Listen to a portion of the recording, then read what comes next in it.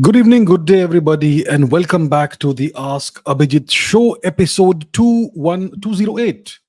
I hope everybody is doing great. Let's see who all is there on the live chat. Today, I'm going to be taking questions that you have asked in the comments, a bunch of those questions. And once that is done, I will take questions from the live chat as well. So let's see who all is there.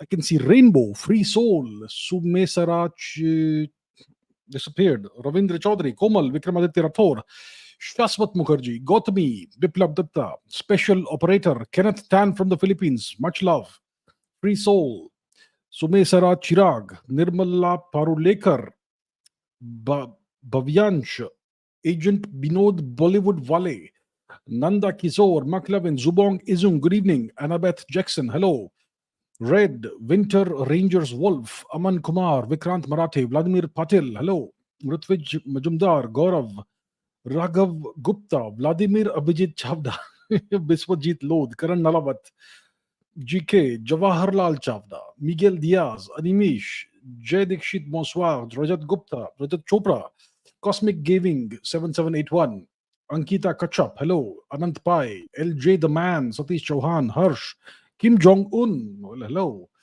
Maulana Dinosaur, okay, Aditya Raj Tiwari, Ganesh, Perival, Roshan Jha, Feminist Slayer, Matrix, Aishwarya D, Dhruv Kumar DK, Ralla Avinash, Tushar Mishra, Ansh, Avnish, Sogarwal, Niharika Gupta, Jasneet Singh, Parijat Dikshit, Vinay Raj, Geopolitical Dubey, LJ the Man, Dhruv S, Alok Bhatt, Wing Kam, Mahesh Patil, Raghunath Mukherjee, Vikram Adi, Space KGB Agent, Malik Sayed, Shagun Chopra, Arka Manna, Kadam Nishant, Innocent Boy Chandan, Forum Kacha, Neha Tomar, and everybody else. All right, all right, all right. Let's go ahead with the questions that I have picked from the comments. We'll take a bunch of those, and then we will take questions from the live chat. So, what do we have from the comments? Let's find out. Okay, this is by Sabir Ahmad. Watching from New York. Enjoy your analysis a lot. Thank you. You are 100% correct about the internal conflict within Bangladeshi society. Bengali ethos versus Islamic mindset. Unfortunately, the Islamic mindset is taking over and the Pakistan 2.0 is in progress. Right. So, yeah, I think I had said in one of the recent live streams that Bangladesh is conflicted, deeply conflicted, just like Pakistan is deeply conflicted. And it's a different kind of conflict. In Pakistan, I mean, it's different yet similar. So the Bangladeshi, the conflict within Bangladesh is a conflict between its age-old, thousands of years old Bengali ethos, Bengali identity, Indian identity, essentially, and the more recent Islamic mindset. That's the conflict that Bangladesh faces, and it's a fundamental conflict. It's a question about the very identity of Bangladesh itself. And the true identity is the thousands of year old identity, which is the Indian identity or the Bengali identity. That's in conflict with the East Pakistani mindset. Right? Pakistan was formed on the basis of religion. So that's where that comes in, the religious angle. And that's the situation right now. And right now it's very clear that Pakistan is once again Bangladesh is once again in the process of becoming becoming East Pakistan again. So that's the situation. And there is this, well, you can see an outpouring of hatred towards India right now in Bangladesh among many people. I'm not saying most people, among many people. And that's all been inflamed by the politicians and the regime change agents by creating narratives that people believe in. So if you are a patriotic person, if you're a nationalistic person, and if you are told that India, this foreign external power, is interfering in the internal affairs of Bangladesh and propping up this evil dictator lady, then it will make your blood boil, especially when you pour in a hint of religion from behind. So that's the situation right now. So yeah, Bangladesh is once again in the process of becoming East Pakistan. The events of 1971, the regime change agents, etc., they seek to undo whatever happened in 1971. So that's where Bangladesh is going. And you can see that very clearly with the fact that the so-called protesters, the students, etc., they have been destroying statues of Sheikh Mujibur Rahman, the founding father of Bangladesh. Right. So he's the guy who was the face of the new nation, Bangladesh. Right. The first leader, the first prime minister. He is the guy who marked the transition from East Pakistan to Bangladesh, and now they're destroying his statues, his trying to erase his legacy, which means they're trying to revert Bangladesh to the status of East Pakistan. So that is indeed something that's in progress right now. Another question or comments. Abid Mahmood says, I have watched some of our videos, some of your videos, and as a Bengali from Bangladesh, I've learned a lot. I feel Modi is stupid for not uniting us. It is us Bengalis that's scared of Alexander the Great. India is trying to divide us, but we are one people. I hope you mentioned this more so we can unite. Our leaders are absolutely stupid. The subcontinent doesn't need anyone, any other nation in the world, if including Myanmar. If we in the subcontinent unite as one, we can go back to right before the colonialism and become even more powerful.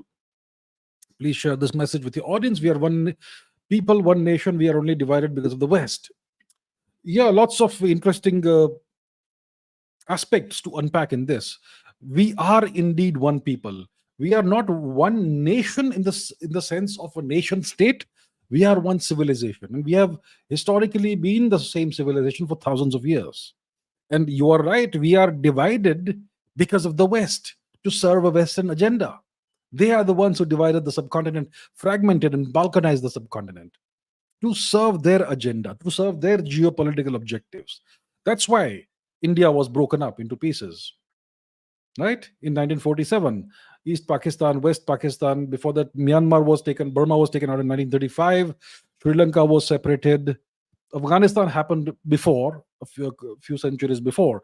But in Nepal, obviously never became part of India. It was never part of the British Raj. It was never officially annexed by the British.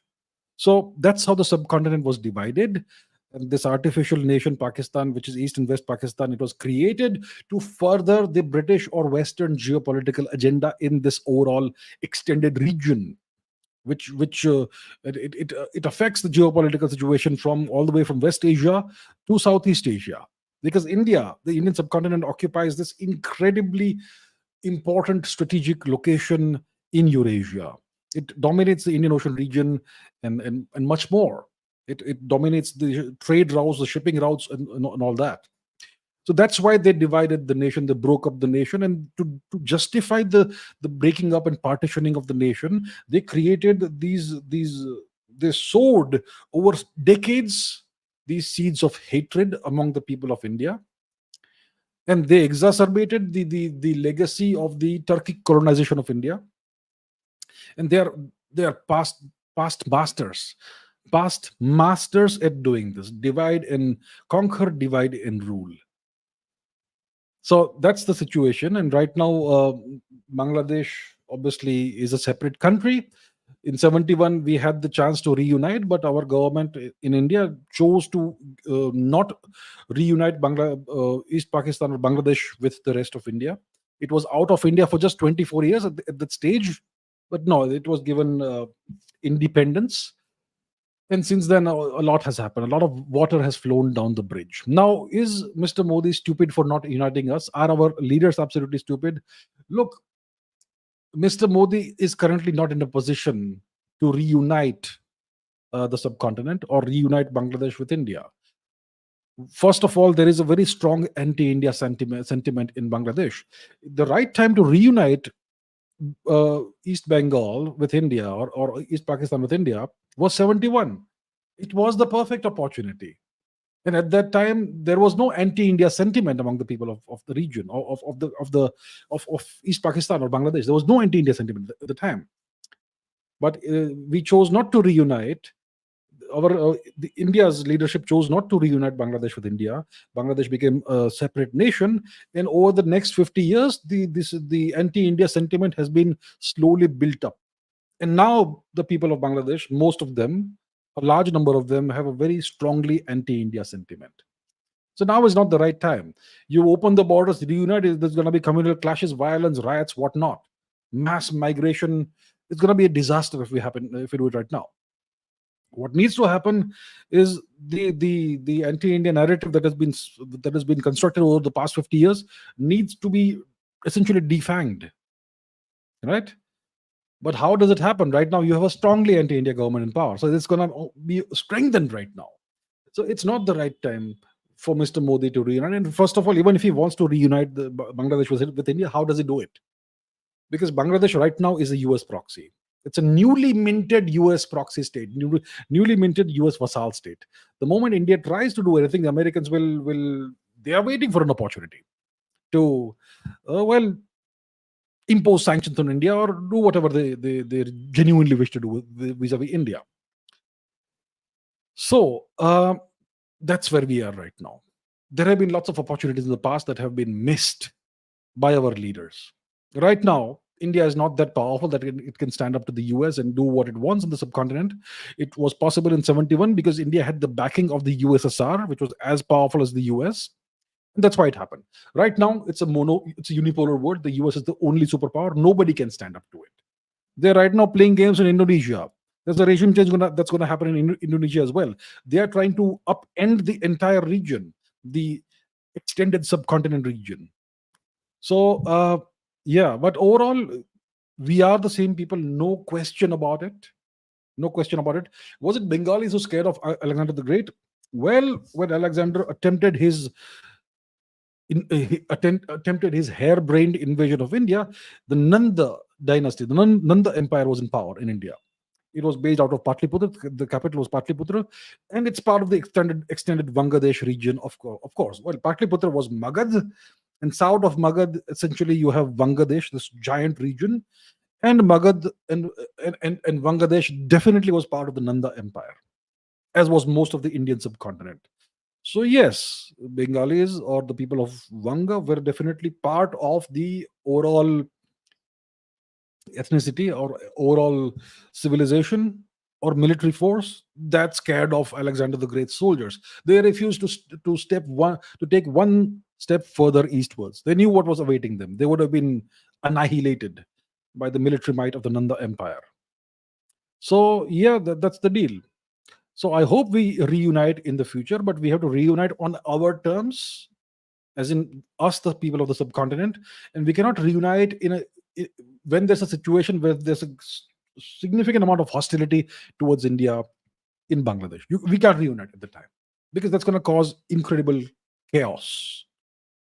So it's going to be a while before this happens. But look, if this period of time is an aberration in the history of the subcontinent, we historically have been one, and we're going to revert to the default settings sooner or later.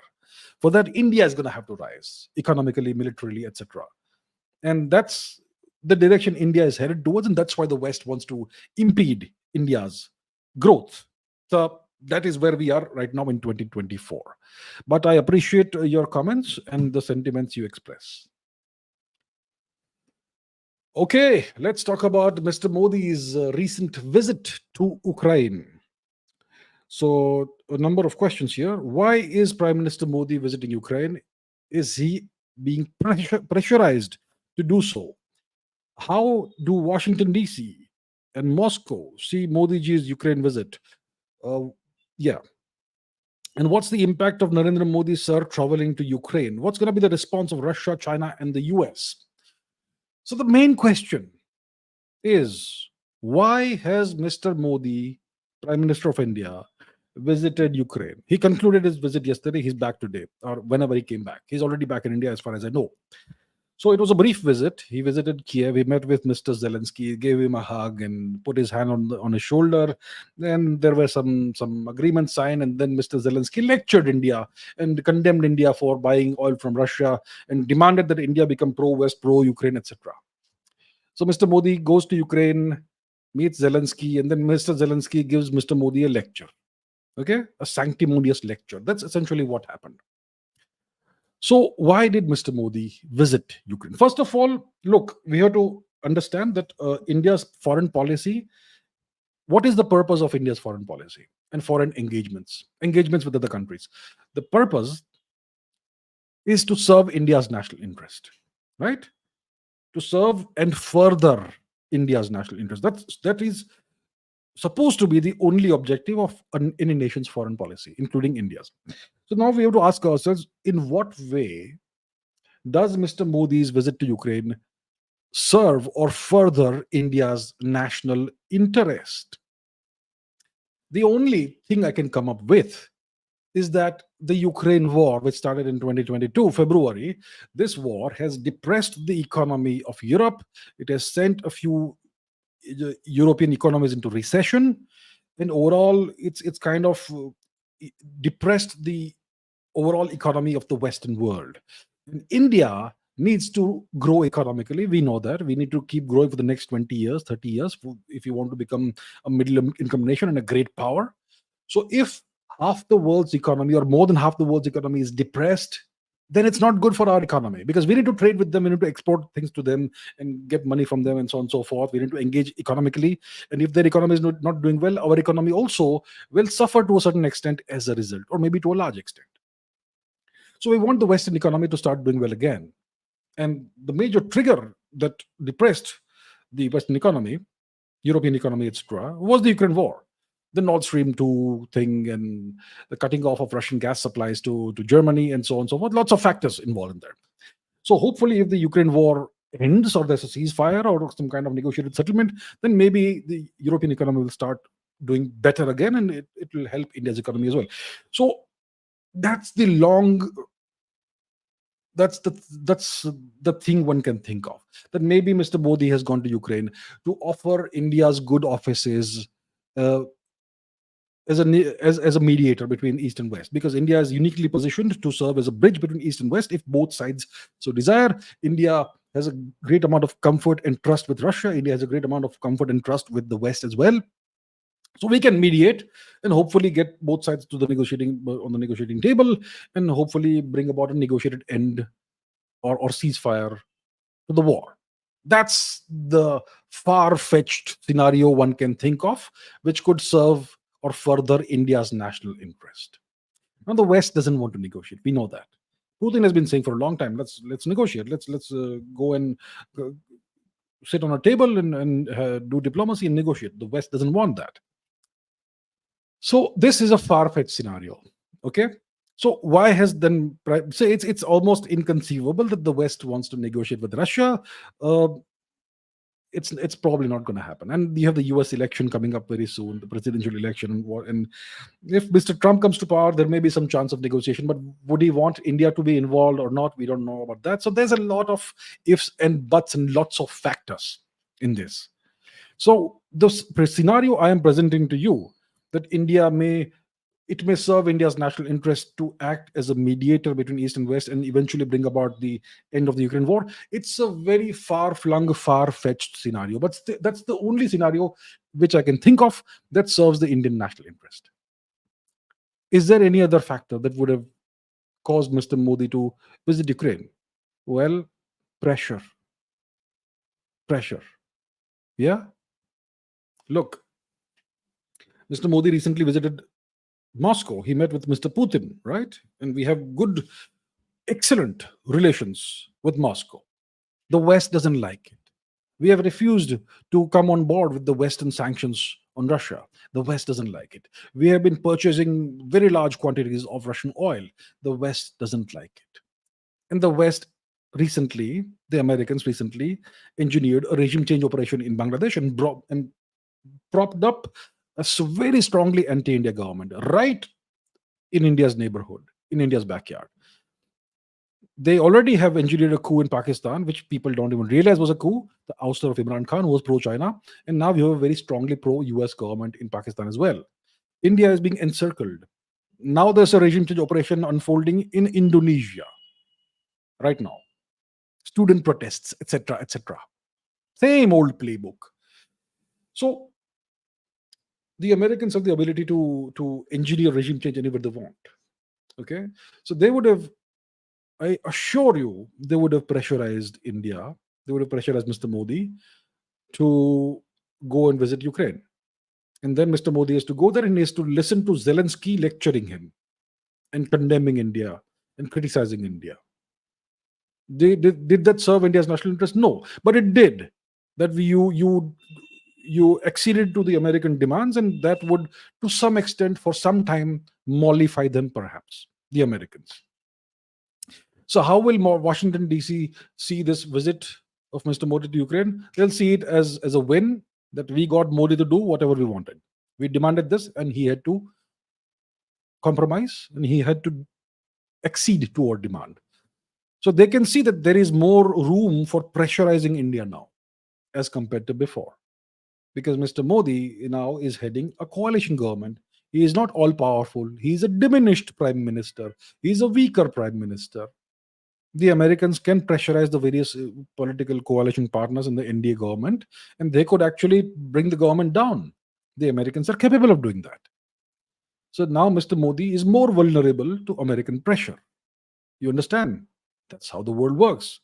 The Americans will see this as a win. They will see this as validation of the fact that they can pressurize India, and they will use this as the opportunity to pressurize India more and interfere more in India's internal affairs. It's coming. It's coming, my friends. It's coming. How will Moscow see Mr. Modi's Ukraine visit? Moscow will see it as something Putin will understand why Mr. Modi had to do it. He will understand that the US has more leverage over India. You will understand that that this visit will not really make India pro-West or pro-Ukraine. It's something just India was pressurized into doing. And it's not going to fundamentally affect in any way the relationship between India and Russia. How will China see this? They will see it exactly the way Russia sees it. And China is also under tremendous pressure from the US, by the way. So that's where we are. We have been pressurized into doing this. It does not serve India's national interest in any significant way. Okay, but if you want to put it nicely, you can say that this was a courtesy visit by Mr. Modi to Ukraine. And Mr. Zelensky did not behave well. He lectured Prime Minister Modi and criticized and condemned India when there was no need for him to do that. But there you go. That's what you have. So is this, does it mean that Mr. Modi has is this a loss for Mr. Modi? It's not a loss. It's just the game that you have to play. You got to play this. When you're weaker, you compromise. When you get stronger, you can be more resilient. That's how it goes. So you got to do what's best in the long run for your country, and probably this is the right thing to do. Okay, Atul S. Bhatt says Ukraine claims to control 1,000 square kilometers of Russian territory, the Kursk region, Kursk Oblast, in the biggest incursion since the Second World War. Is it a victory and a bargaining bet for Ukraine? Comments, please. Okay, let's go to the map and find out what on earth is happening in this region. Yes. So let's go to Ukraine. Okay, the map is all skewed around. So let's go to Ukraine. It's north of the Black Sea. And if you go eastwards of Ukraine, we have the Kursk. Where is Kursk? Where is Kursk? Oh, here we are. Here is Kursk. So they seem to have, or they claim to be in control of some amount of Russian territory, maybe 1,000 square kilometers or something. That's the claim. Now, we have no way of ascertaining whether this claim is correct, but assuming this claim is correct, they are currently in control. Let's say we assume that this claim is correct, that they currently control 1,000 square kilometers of Russian territory. Is this a victory for Ukraine? Well, let me tell you. Let me ask you a different question. In February 22, Russia went ahead and took Donetsk, it took Luhansk, it took Mariupol, it took Kherson. Was that a victory for Russia in the Ukraine war?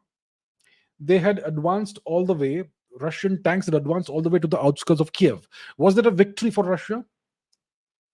The Russians had taken Kharkiv. Was that a victory for Russia? They took Kharkiv and they went out.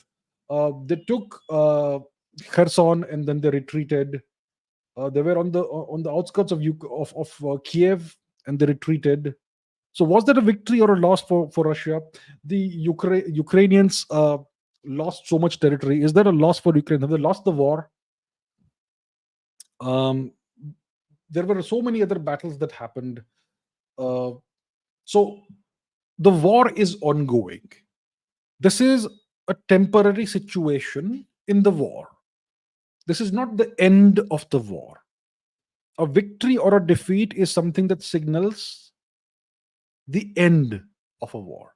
This is a phase of the war, right? Uh, so it's a situation that's happened, and the Russians, as you may be aware, are tremendously more powerful than the Ukrainians. So I think even if Ukraine, let's say let's say the situation is correct, and the Ukrainians control currently 1,000 square kilometers of Russian territory, how long do you think it'll last? How long do you think it'll last? Are the Russians even using a significant amount of their assets? Do you even know the kind of firepower the Russians have? So I think it's a situation that's evolving. It's been evolving since February 2022. There have been lines on the map that have been constantly changing, going backwards, forward, everything, and this is just part of that. It is not a victory or a defeat by any means for this side or the other. It is an evolving phase of the war. Is that a bargaining bet for Ukraine? Why don't they try to bargain and then see what happens? I mean, so look, you cannot keep on commenting about everything that happens every week or every 5 days in Ukraine, because that's what Indian TV channels do. Okay, so there's an advance by Russia or Ukraine 10 kilometers. They will dissect that in great detail and have 20 panelists come and discuss that. That's an exercise in futility and pointlessness. Look at the bigger picture. Zoom out. Look at the bigger picture. What are Russia's objectives? What are NATO's objectives? That's what you would understand. In that context, you have to decide whether it's a victory or a loss. And right now, the war is still ongoing. So Russia's objectives are to denazify Ukraine, turn Ukraine into a genuinely, permanently neutral nation, and effect a regime change in Kiev. That's Russia's objectives. What are NATO's objectives? NATO's objectives are to destroy Russia. Okay, essentially. And effect a regime change in Moscow. Now, has any side achieved any of these objectives? No. Is the war still going on? Yes. So how is it a victory? How is it a loss? It's an evolution. It's a passing phase of the conflict. That's what it is. Okay, Harshil Agarwal says, what is happening in Indonesia? Is it another blessing of Uncle Sam, or is it this time the dragon, dragon, China? So let's find out what's happening. What are the news reports like? What do the news reports say about Indonesia? So let's see what the Americans have to say. Voice of America. This news report is from yesterday, August 23, 2024. Protesters rally again as tempests flare over Indonesian political maneuvers. So, university students shout slogans during a protest against the move to overturn a constitutional court ruling that changed eligibility rules for candidates in the general election later this year in Banda Aceh, Indonesia, and so on and so forth. So, thousands of people have rallied in several cities in Indonesia, pressurizing its election commission to issue rules for regional voting amidst outrage. Outrage by whom? Over an attempt by parliamentary allies of President Joko Widodo to change the rules in their favor. So what's happened is that Joko Widodo has lost the election, and his current defense minister has won the election. And I forget the name of the defense minister, but he's going to take charge, take power as the president of Indonesia around October this year. Now, the defense minister he is Joko Widodo's current defense minister, so kind of on the same side, right? And some rules have been changed which allow Mr. Widodo's son to be part of things and all that sort of thing. And the incoming new president, the current defense minister, is a nationalist.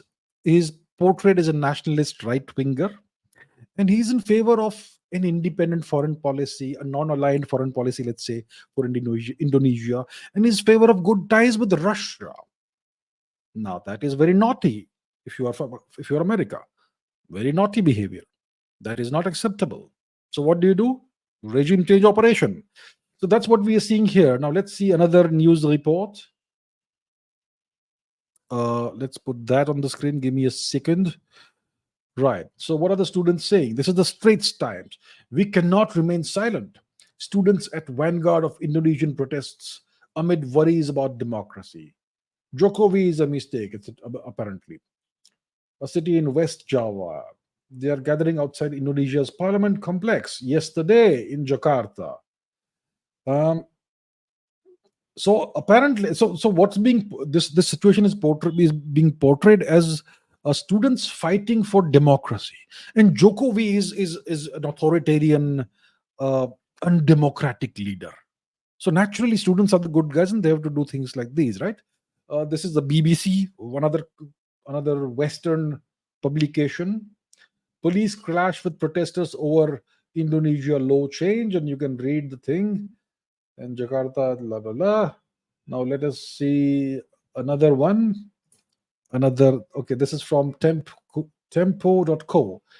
DPR KPO assure regional election law, etc. etc. One second, that's not the one. Okay, this one. Indonesian student protesters occupied DPR complex to secure MK ruling. The DPR complex is the parliamentary complex of Indonesia. So they are occupying the parliamentary complex in Jakarta. Hundreds of student protesters defending the decision of the Constitutional Court entered the front yard of the parliamentary complex as the demonstration turned chaotic on Thursday, 2 days before today. They began to enter the courtyard through a broken fence near the main gate. Western Indonesia time, the crowd who rushed in and occupied the front yard, and apparently the police or whatever could not do anything about this. Sounds eerily similar to Bangladesh. And so on and so forth, chaos, etc., etc., etc. Okay, so that is the situation in Indonesia.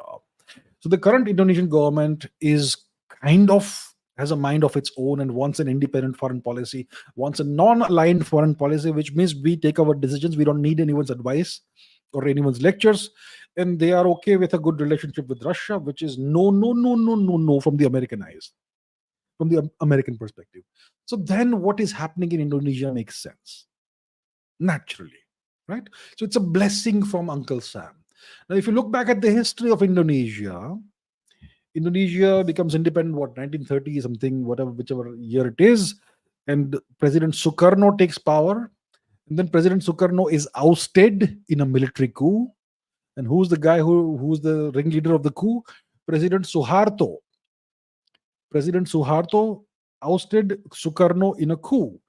Which year was it? Okay, let's go and Google it. Which year? Because I don't have dates memorized, like Indian students. Unfortunately, Suharto.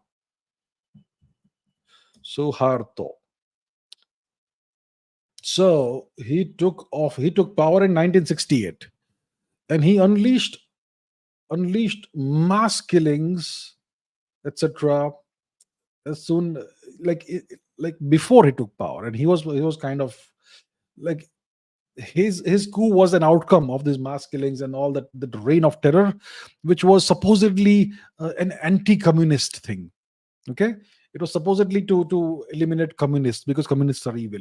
So who was going after the communists in the 1950s, 60s, 70s, etc. during the Cold War? The Americans were going after this. So Suharto was an American agent. It was a US mediated regime change. It was a horrible bloodbath in Indonesia. Horrible. Absolutely horrible. And then Suharto ruled until what, the 90s or something, and then other people came to power. And Jokowi is probably the first non-US puppet, most likely, to be in power. So that's not a good situation, and the US is trying to rectify things. So you're going to have a regime change, most likely in Indonesia as well, the same way it happened in Bangladesh. Student protests, and eventually the situation becomes untenable. And then a US blessed regime comes to power, and the Indonesian version of Mohammed Yunus may come to power. Or maybe, to prevent such a thing from happening, the current government may become more pro US. That may also happen. So you give in, you bend the knee, you kiss the ring, and then you do what the Americans say, and then there is no regime change. And the student protests die out magically. So that's what's happening in Indonesia. The Americans are trying to completely reconfigure the political map of the entire extended subcontinental region. I mean, you got to admire the Americans for what they can achieve. They've completely encircled India. Chinese occupied Tibet, etc., is not obviously pro-US. It's entirely anti-US. But there you have it.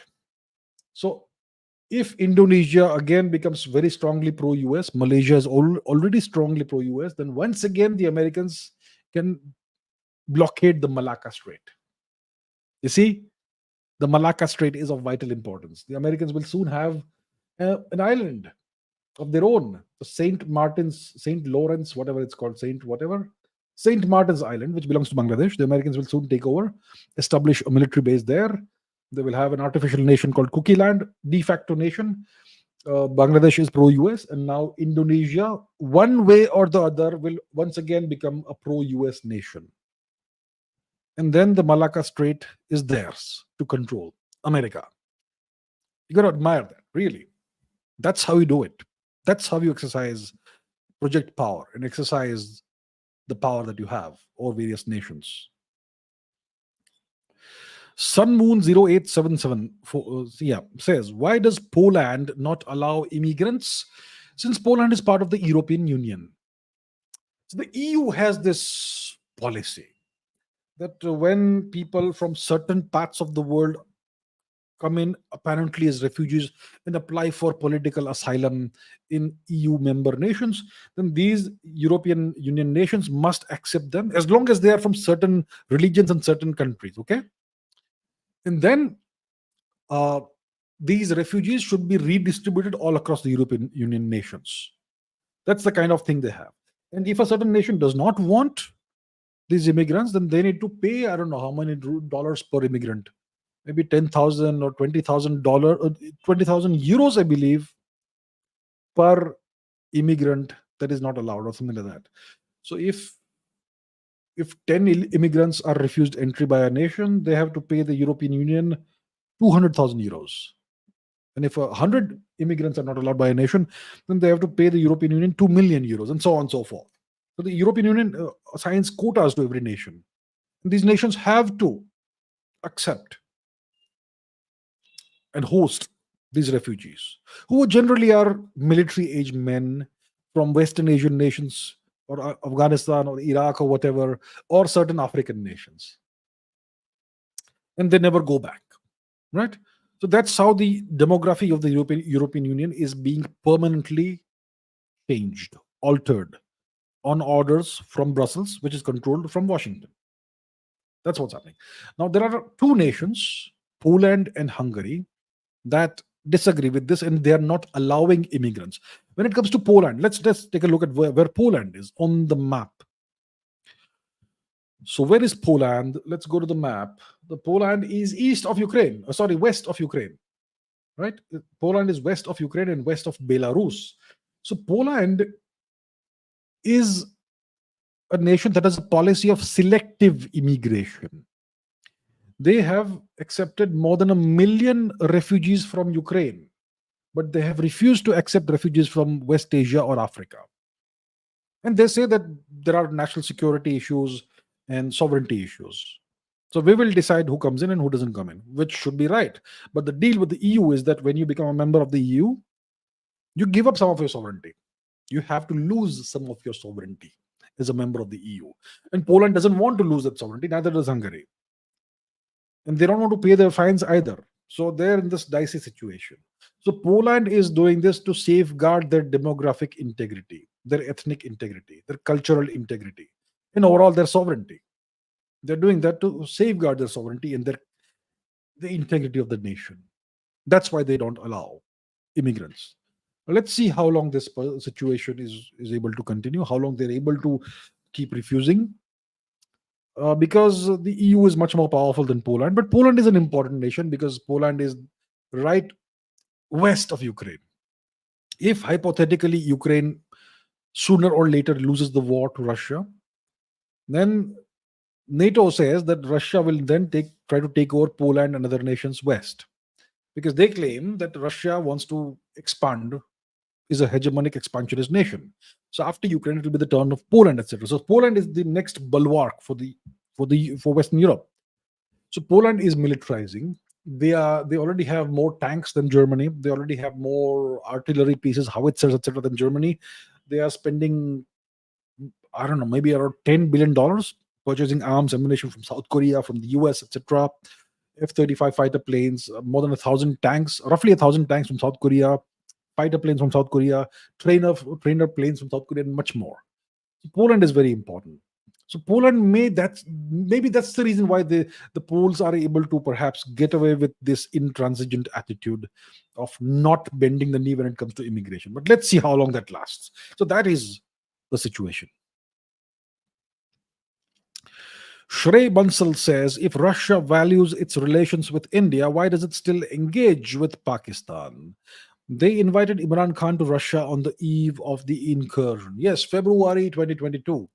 When did this special military operation start? Ukraine?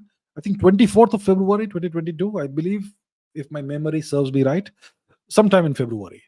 And this happened while Imran Khan was in Moscow, and he was caught completely unawares. That was a very bad look for him. And very soon after that, he was purged. He suffered a coup, a regime change operation, and somebody else came to power. I don't know who's the prime minister currently in Pakistan. One of the Sharif guys, I think, Mia Shahbaz Sharif, I believe. Whoever it is, it's the army that rules Pakistan, but they got rid of Imran Khan. So the question is about Russia, not about Imran Khan. So what's the deal between Russia and Pakistan? You see, in the 2010s, the Russians had stepped up their engagement, had ramped up their engagement with Pakistan. They had sold Pakistan a number of military helicopters. Okay. They were also engaging in yearly military exercises with Pakistan. The Druzhba exercises. Druzhba is a Russian word which means friendship. So Russia was engaging in yearly friendship military exercises, military training exercises with Pakistan. And this went on from 2017, 2018, 2019, all the way to 2021. And then mysteriously in 2022, there was no Druzhba exercise, and there hasn't been any Druzhba exercise since 2021. It stopped in 22. It was supposed to happen in 22, didn't happen. Why is that? I wonder. Why is that? It's because there was a regime change in Pakistan. Pakistan becomes a US vassal again. And Russia, because of the Ukraine special military operation, needed India's help, needed India on its side. So that's why all those that dalliance with Pakistan ended, with the Pakistani military ended. So you see, international relations, that's how it works. It's all about personal interest. It's all about national interest. My interest comes first. You may have been my friend for 500 years, but now you no longer serve my interests, so I'll find other friends. That's how it goes. Even Russia was dallying with Pakistan, right? And right now, Pakistan is a member of the Shanghai Cooperation Organization, SCO. And what's the deal with them? Shanghai Cooperation Organization. They certainly are a part of that. And Pakistan wants to become a member of BRICS, I believe. And they would like Russia to allow them to have this happen. There's a lot happening. And this year's SCO summit will happen most likely in Russia, St. Petersburg.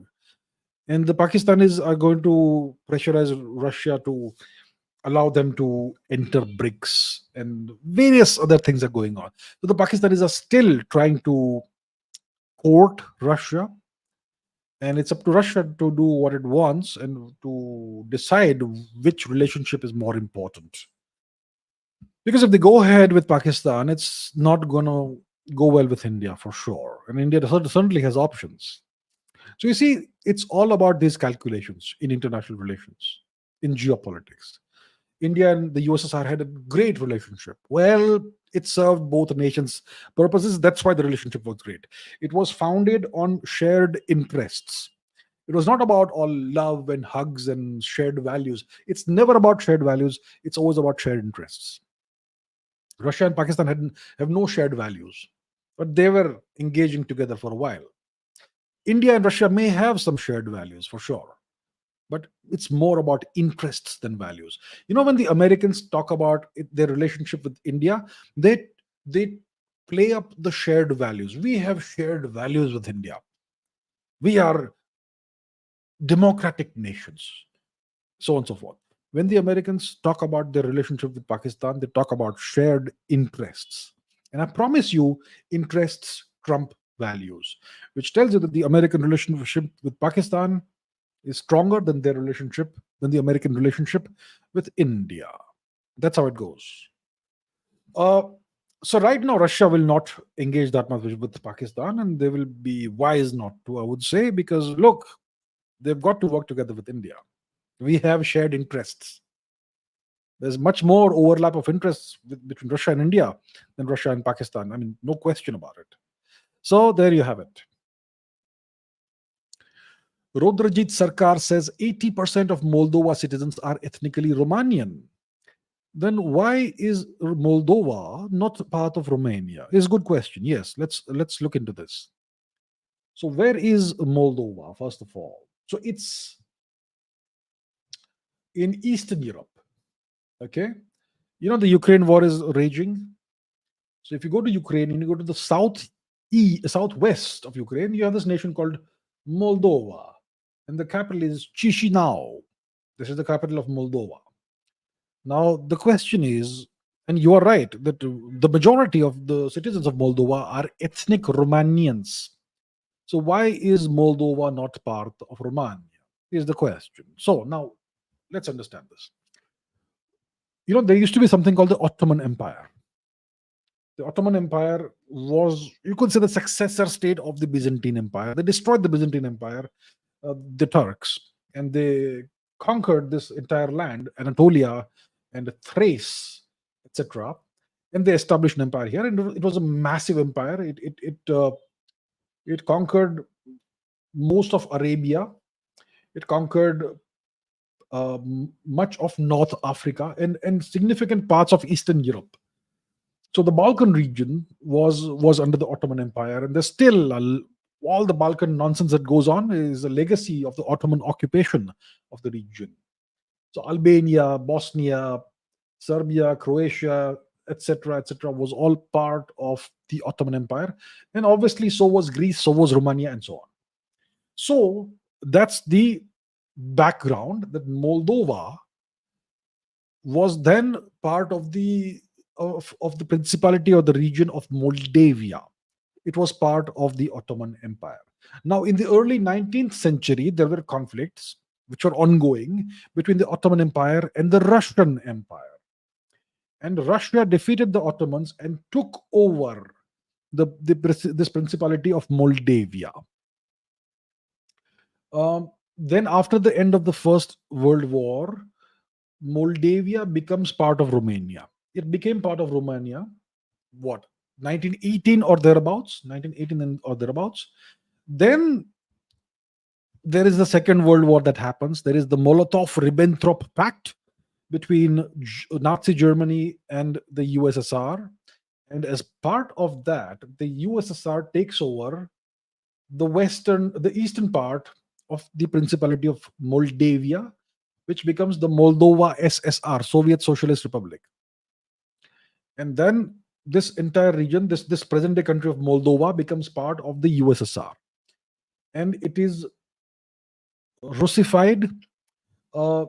They are made to speak a certain form of Romanian, which is the Moldovan language. And the script they're made to use is the Cyrillic script, the script in which you write the Russian language. So that situation persists from the late 1930s, early 1940s, all the way to 1991, when the USSR breaks up. So when the USSR breaks up, Moldova declares independence, and it is recognized by the UN, etc., blah, blah, blah, as an independent sovereign nation. So that's how it becomes an independent sovereign nation that is separate from Romania. And by that time, it has its own separate identity with its Cyrillic script and so on and so forth. And then there is also the Transnistria conflict that is going on that I have spoken about. I have a video, at least one video on this channel about the Transnistria conflict. and the capital of Transnistria is Tiraspol. It is, you could say, a de facto Russian exclave, and so on. So that is the reason why Moldova is a separate nation, despite most of its the majority of its citizens being ethnic Romanians. They now, over the during the period of time that they were a part of the USSR, they developed a distinct identity. And there have been demands to reintegrate Moldova with Romania, but after 91, it's been recognized as an independent sovereign nation. So that's what it has remained like. And it has kind of a slightly different and slightly distinct identity from Romania today, even though ethnically they are the same and linguistically they are very similar. So that is the deal with Moldova. Rodrajit Sarkar again asks about Napoleon, a question about Napoleon. What were Napoleon's views towards India and Indians? Look, Napoleon did not know much about India as such, about India's culture and history and all that. For Napoleon, India was an important geographical region, and Napoleon's number one enemies were the British Empire. And his overall agenda was to bring about the downfall of the British Empire and establish the Napoleonic Empire. Let's take a look at the map to understand what was going on. So Napoleon was born in Corsica. Corse is called, yes, this island here, uh, Ajaccio, or whatever the name is, and then he became French. He dabbled with the thought of becoming British, but long story. So he becomes the Emperor of France in Italy, and he wanted to become the global superpower essentially and establish a very large empire. And he wanted to defeat the British Empire. The British were his number one enemies, and that was why he invaded Egypt. And for him, it was very important to end British rule in India because India was a very major source of wealth and whatnot for the British. And he knew that there was this sentiment in India for regaining independence and ending the brutal British occupation of India. He knew that. So his invasion of Egypt was intended to be a stepping stone towards his invasion of India. So he wanted to invade India eventually and establish his rule there and evict the British from India. And then he would plunder India just the way the British would. Okay. And he made an alliance with the butcher of Mysore, Tipu Sultan, the horrible tyrant. And he didn't care whether he was a bad tyrant or whatever. He just wanted allies, powerful allies who were ruling India. And Tipu, the butcher of Mysore, was fighting the British. He was fighting against the British, not for India's independence, but for his own sovereignty, right? So that he could continue doing whatever he was doing.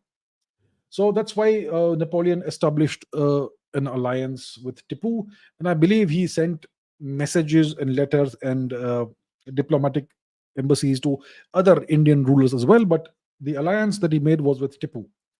But it's around 1798 to 1801 or something thereabouts that he tried to invade Egypt, and he failed. He was defeated eventually, and he had to limp back to Italy, and that's kind of where his downfall slowly begins. And that's why nothing really came out of it. So his entire approach towards India was strategic. It was based out of self-interest. He had a strategic interest in India, and he regarded India as the linchpin of the British Empire, the source of the majority of the wealth, correctly, of the British Empire. And he sought to establish his own rule there. He had, as far as I know, no understanding of or no interest in India's culture, and therefore his interest in India was purely driven out of self-interest and out of strategic needs. There you have it. And another question by Rodrajit Sarkar. I have come across certain information that says that Chatrapathi Shivaji Maharaj abolished slavery from India in 1645. Which made him the first king in the world to abolish slavery. How far is this true, and what's your take on this? Okay, so Chhatrapati Shivaji Maharaj was born, I think, in 1630, right? So it couldn't have been in 1645. He was just 15 then. I think he abolished slavery in his kingdom, I think, in the late 1670s. I think 1677 or something, around that time. And By the time he had conquered and liberated from the Turks, the region of Maharashtra and some parts of southern India as well. So if you look at the map, uh, the region of Maharashtra and parts of present-day Tamil Nadu, Karnataka, Andhra, etc., he had liberated from the Turks. And it's around 1677, I believe, that he officially abolished or prohibited anybody from engaging in the slave trade and transporting slaves and owning slaves. Because before he took over and liberated the region, this region was ruled by the Turks, by the various Turkic invaders and occupiers of India, and also the Europeans to some extent. And the Europeans and the Turks believed in slavery, and they engaged in the buying and selling and transportation of slaves. So once Shivaji Maharaj took over this reasonably large region, he officially abolished the slavery, and he told everybody that no more buying, selling, or transporting of slaves. Nobody is allowed to own another human being. Blanket abolition, which probably makes him the first king in, as far as the Western world is concerned, in recorded history, to abolish slavery. So that is true. It makes him the first to abolish slavery. So indeed true. And then the question will arise that did we have slavery in India? We did have slavery in India when India was under foreign occupation, under Turkic occupation and European occupation. The Turks and the Europeans did engage in the practice of slavery, as we know very well. They believed in slavery and they practiced slavery. Uh, so India had slavery when it was under foreign occupation, Turks and Europeans. We never had a native practice of slavery. Never, ever, ever, ever. Never. It's not part of Indian culture or civilization. It goes under against the very ethos of Indian culture. So India has never had slavery. Never. Right. Kushagra Kalashnikov, that's quite a name, says, had India not been invaded at all, would we have become colonizers? Could there be an alternate reality where India colonized Africa, America, and maybe even Europe? Okay, so in the hypothetical scenario that India had never been invaded by either the Turks or the Europeans, would we have become colonizers? What do we mean by colonization is what we have to understand. First of all, we have to ask ourselves, what do we mean by colonization? Colonization, in the currently understood context or perspective, is the Islamic and Christian version of colonization, which is either settler colonialism or extraction colonialism. What is extraction colonialism? You take over a country, enslave it, defeat it, occupy it, enslave it, and extract everything of value out of it. That is extractive colonization. That's what the Turks did out of India. They various raids. Even when the Turks were occupying India by residing in it, they were sending a lot of wealth out of India, tremendous amount of wealth out of India. They were doing that. When the Europeans came to India and occupied parts of India, and the British eventually occupied all of India, their only purpose was extraction of wealth and resources. The only purpose.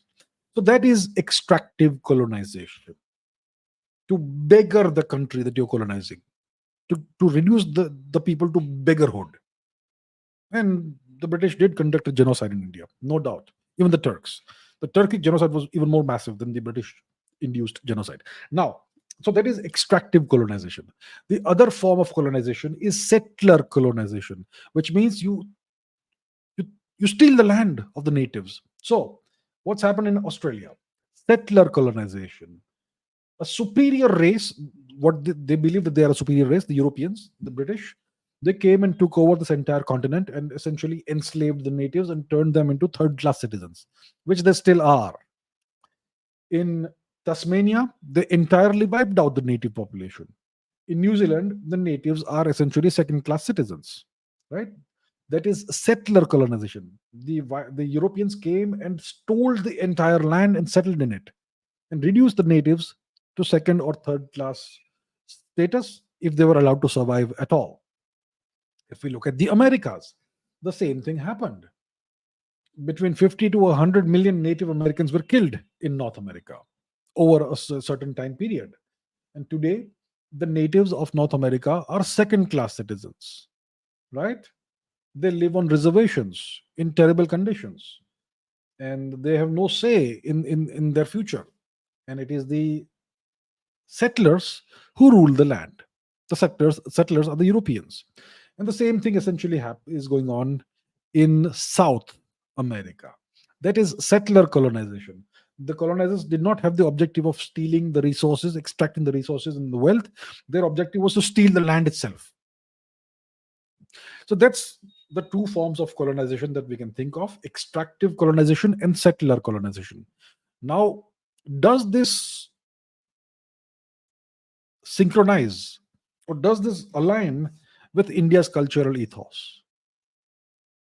Extracting wealth out of a country or a land and beggaring the locals, turning them into beggars, or simply stealing the land of another nation and reducing the locals to second class status.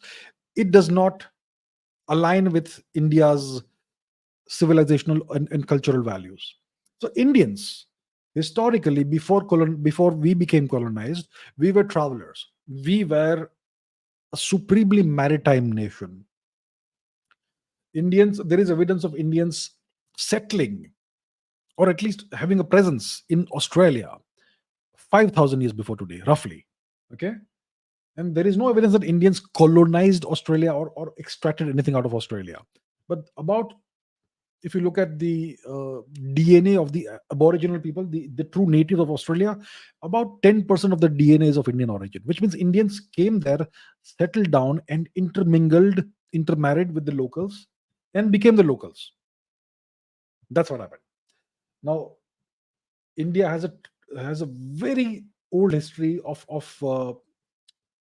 contacts with Southeast Asia, Suvarnabhumi and beyond, Indonesia, all the way up to Japan, etc. And if you look at Cambodia, for example, and you look at genetic studies of the people of the population of Cambodia, they have about 4 to 5% Indian DNA. So once again, Indians settled there, but did not colonize, did not extract, did not do anything like that. Thailand, Myanmar, everywhere you have Indian DNA, but Indians never stole the land or stole the resources. Even when we, even when the Chola Empire invaded and conquered much of Southeast Asia, nothing was ever stolen or extracted, and there was no theft of land. Once again, of course, there were Indians settling in the region in small numbers, which is why the people of Indonesia have Indian DNA. But there was no takeover of the country or extraction of wealth. Indians they are known to have settled all across East Africa way before the Europeans ever knew what East Africa is. But once again, Indians never extracted anything and never stole the land. The Indians were traders and merchants. Same thing with Southeast Asia and so on. And I could go on and on. Okay. But it's not conceivable that India would have ever become a colonizing culture or colonizing civilization. There is no alternate reality in which India would have colonized Africa, America, or anything. Indians would have traveled everywhere. And I'm sure they did in the past. I'm sure our people traveled all over the world in the past. And much of that evidence may not be known right now, but it may exist somewhere if one were to search for it.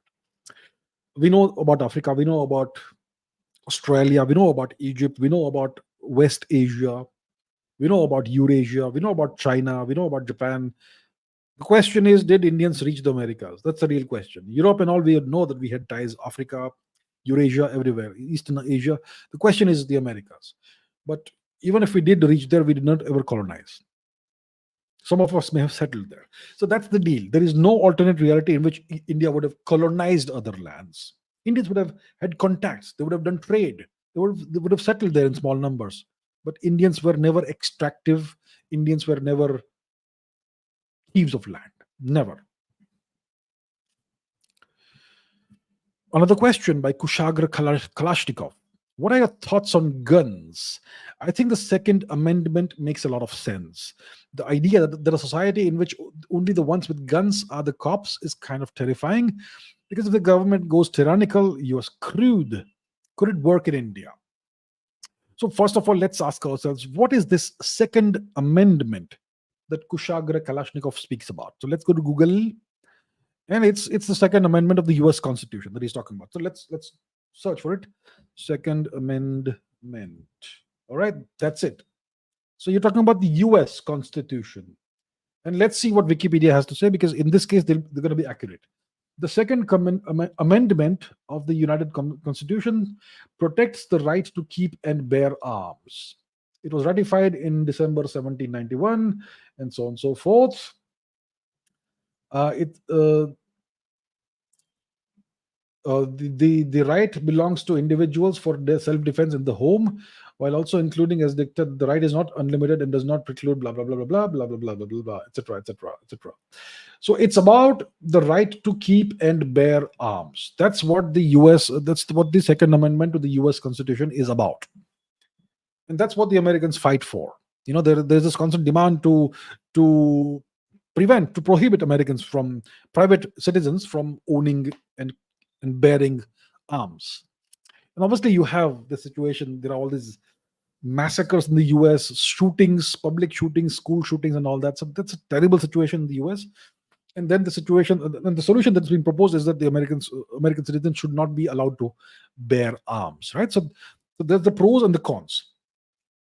Why is it necessary why do the Americans see it as necessary that they should have the right to bear arms? It's because there's always the threat that the government may become tyrannical, in which case, what will the common citizen do? They need the right to self-defense. So that is the argument in favor of the right to bear arms, to keep and bear arms. And the argument against it is that then you can have the situations, mass shootings and whatnot, which happens in the US. And the question is, why does it happen in the US when not in other nations? If you look at a nation like Switzerland, where mostly everyone has arms, nothing happens. No such situation exists. School shootings, mass shootings, etc. Nothing. Israel, I'm pretty sure everybody has arms. No, nothing there. And there are many other nations where people have the right to bear arms, to have private ownership of arms, and these things don't happen. Why only the US? So there is something peculiar about the US. Okay, and I'll not go into the details of why it happens. So there you have it. So that's the Second Amendment, the right to own and bear arms and carry arms. Now, in India, in Bharat, until 1857, every Indian citizen had the right to carry arms. Typically, there would be spears, swords, bows, arrows, whatever, right? So Indians had the right to carry arms for self-defense and whatever else. We had the right to do that. After our defeat in the First War of Independence against the British in 1857, by the 1870s, the British prohibited Indians from owning arms and carrying arms. They made it a crime. And they allowed some communities to carry arms. I'll not mention what those communities are, that's beside the point. So the question is, should India change its laws to allow private citizens to own and carry weapons? Does it make sense? So let's ask ourselves why we would need such a thing hypothetically.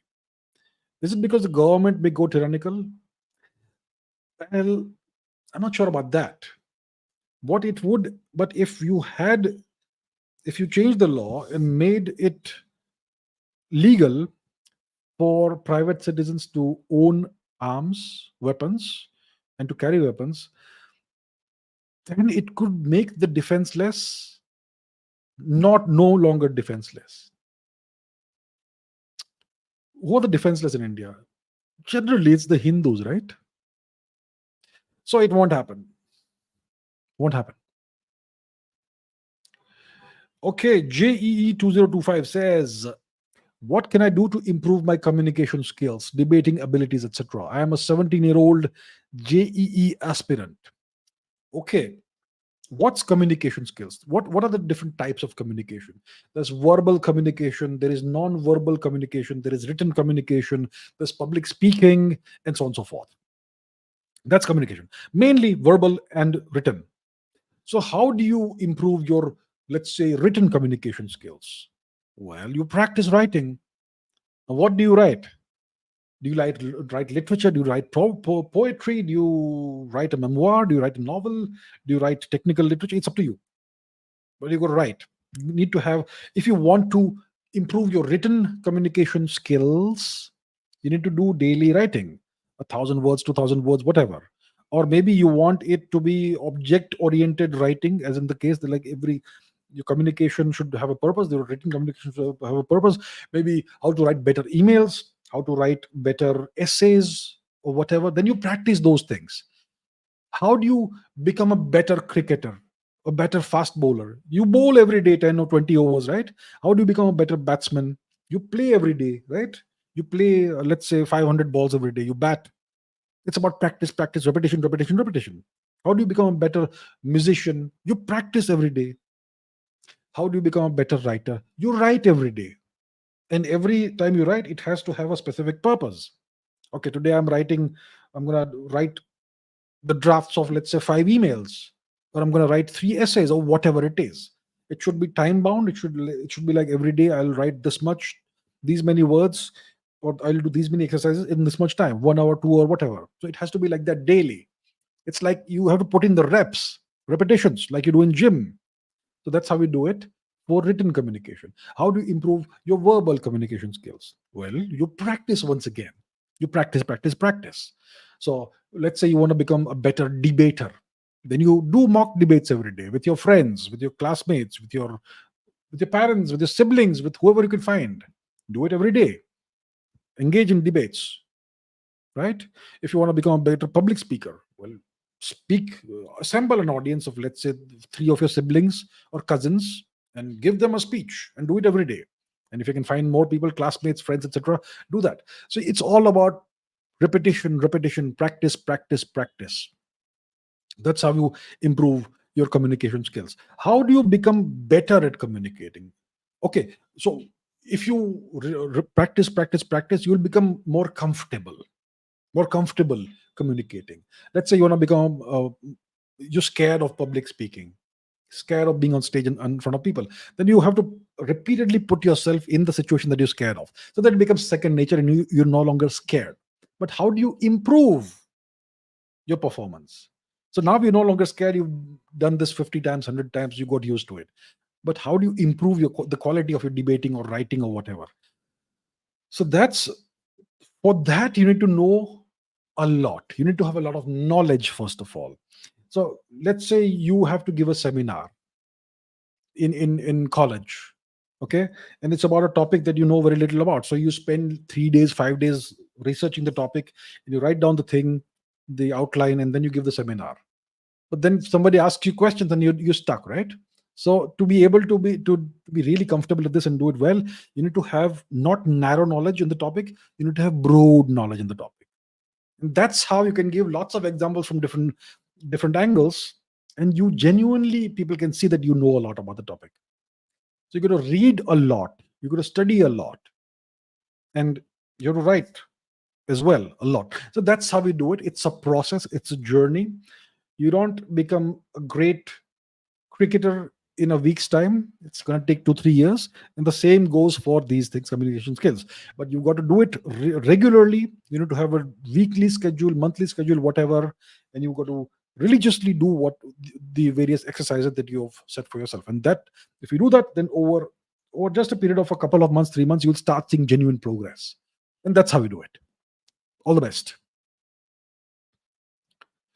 Gaurav Arora says, what are your views on studying computer science for the master's degree in Japan? Go for it, sir. Japan has a tremendously good education system, one of the best in the world. Japan is at the forefront of technology. It's the most technologically advanced nation in the world. They are tremendously proficient in science and technology and engineering. So computer science, if you are getting the opportunity to study there, I think you should go for it. Absolutely. Their computer science degree will matter way more than an Indian computer science degree. No question about it. The Indian education system is trash. It's garbage. You will learn nothing. You'll waste 2 years, 3 years, whatever it takes. Master's degree, 2 years, right? You will end up learning nothing. You will end up acquiring no skills. If you are getting the opportunity to go to Japan to do this, go for it. That's the advice I give everybody. If you're getting an opportunity to study abroad, and if you can afford it, go for it.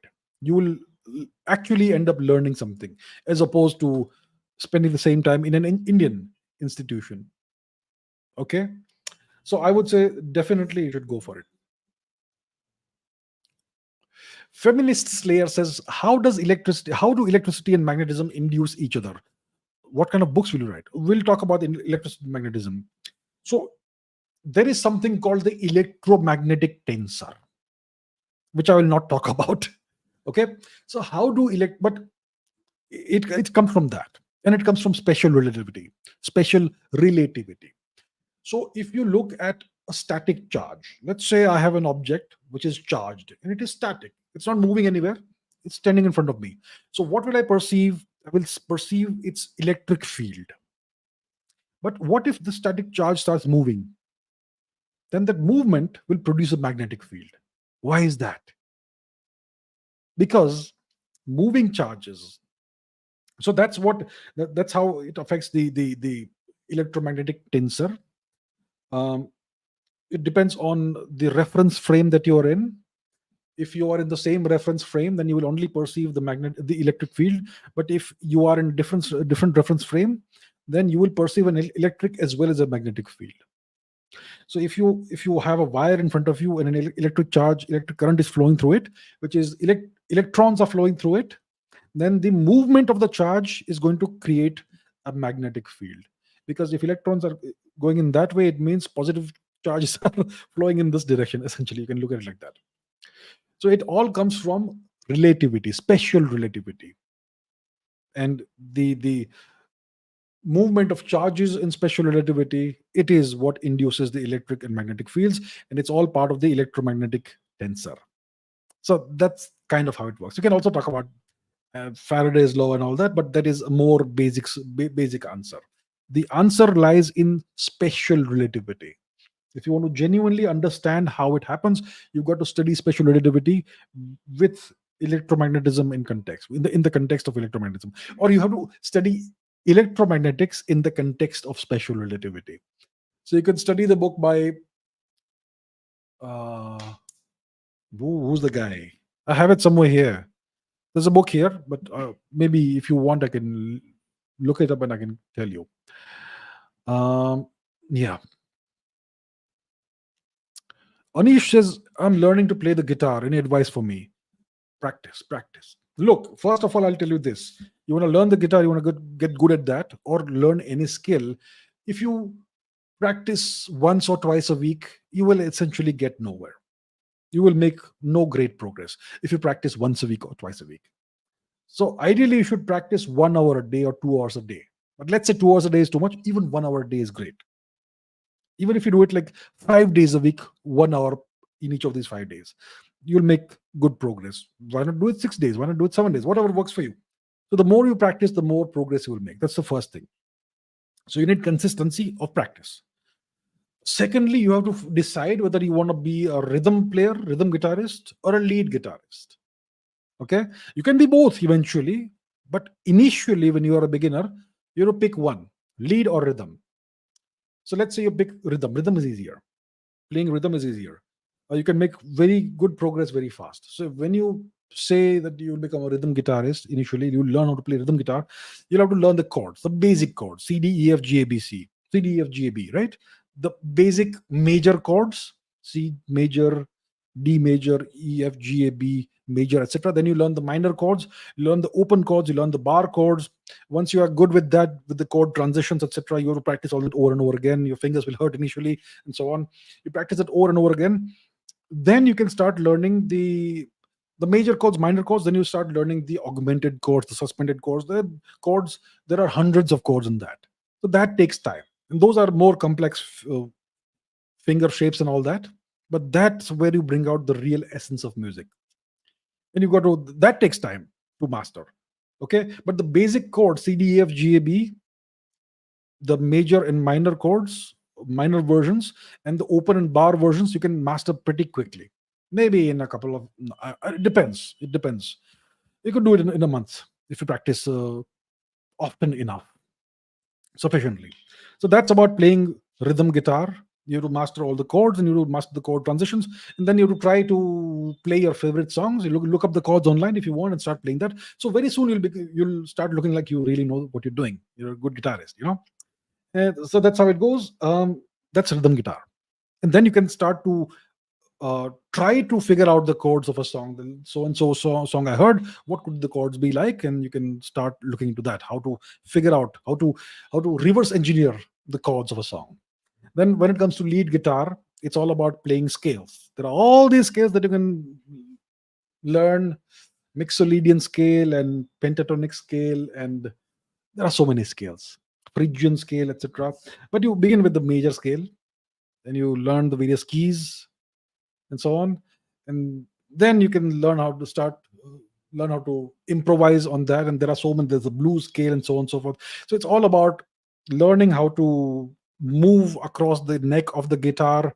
There are various systems, the caged system and so on, so you got to learn all that.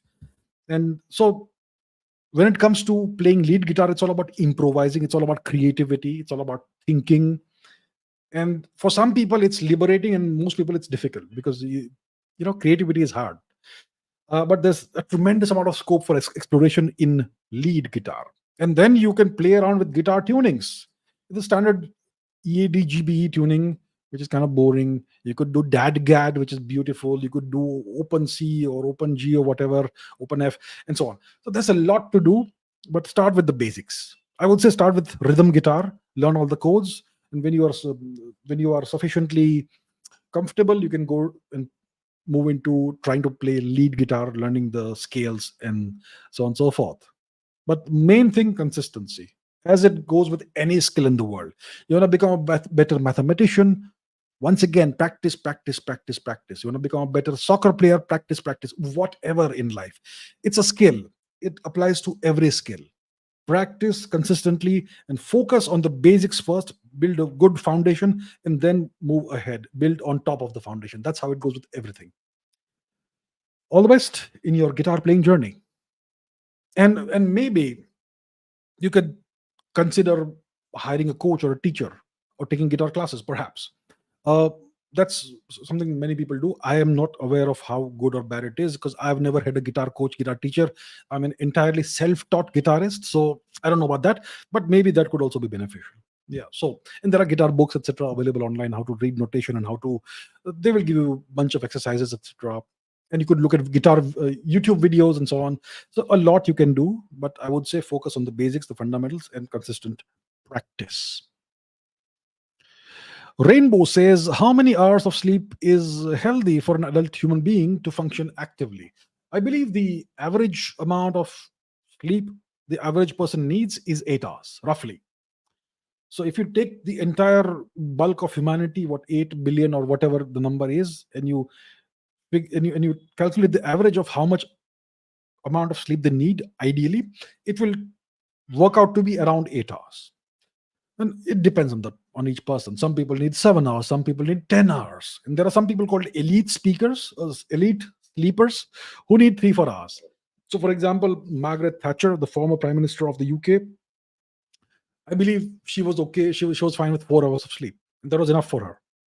And that was a nightmare for her staff, because once she was awake, she would require everybody to be present and working. And what if you needed 8 hours? Then it was a nightmare for you. But she needed 4 hours apparently. And it is said that Prime Minister Narendra Modi needs 3 or 4 hours of sleep only per night. So it depends. Some people are lucky that they need less sleep, but most people need eight hours of sleep. And if you, let's say you need 8 hours of sleep and you're sleeping 6 hours a day for a week or two, it's going to mess up your mind. Okay. So get your sleep. Get the amount of sleep that you need. That way you will function better and make better decisions, and overall your quality of life will be better. Sleep is necessary. Sleep is very important. Yeah, so that's the deal. And with that, I have done with today's questions. So let's take questions from the live chat. Okay, today I've deliberately taken less questions from the chat so that we can do about half an hour of questions from the live chat. Ansh Gautam says, "Is MBBS from abroad better than in India?" Any educational degree, whether it's MBBS or MD or whatever degree you can think of, BSc, MSc, MA, BA, MBBS, whatever it is better abroad. I mean, if you go to Bangladesh or if you go to Somalia, you may not get a good degree, but you go to Japan, go to Korea, go to Australia, go to the US, go to Europe, you will definitely get much more value out of your degree. You will actually learn the skills and acquire the knowledge that you're supposed to acquire. Degrees in India are terrible, okay, and they don't count for much abroad. Unfortunately, I wish it was not that way. So I would say, if you are getting the opportunity to go abroad for your degree, and if you can afford it, definitely go abroad and do it. Definitely. Okay. Oh, Deng Xiaoping is here. Welcome back, sir. So the question is, what are Singapore's geopolitical concerns in this highly unstable and unpredictable world? What kind of problems does it face from the US and Malaysia?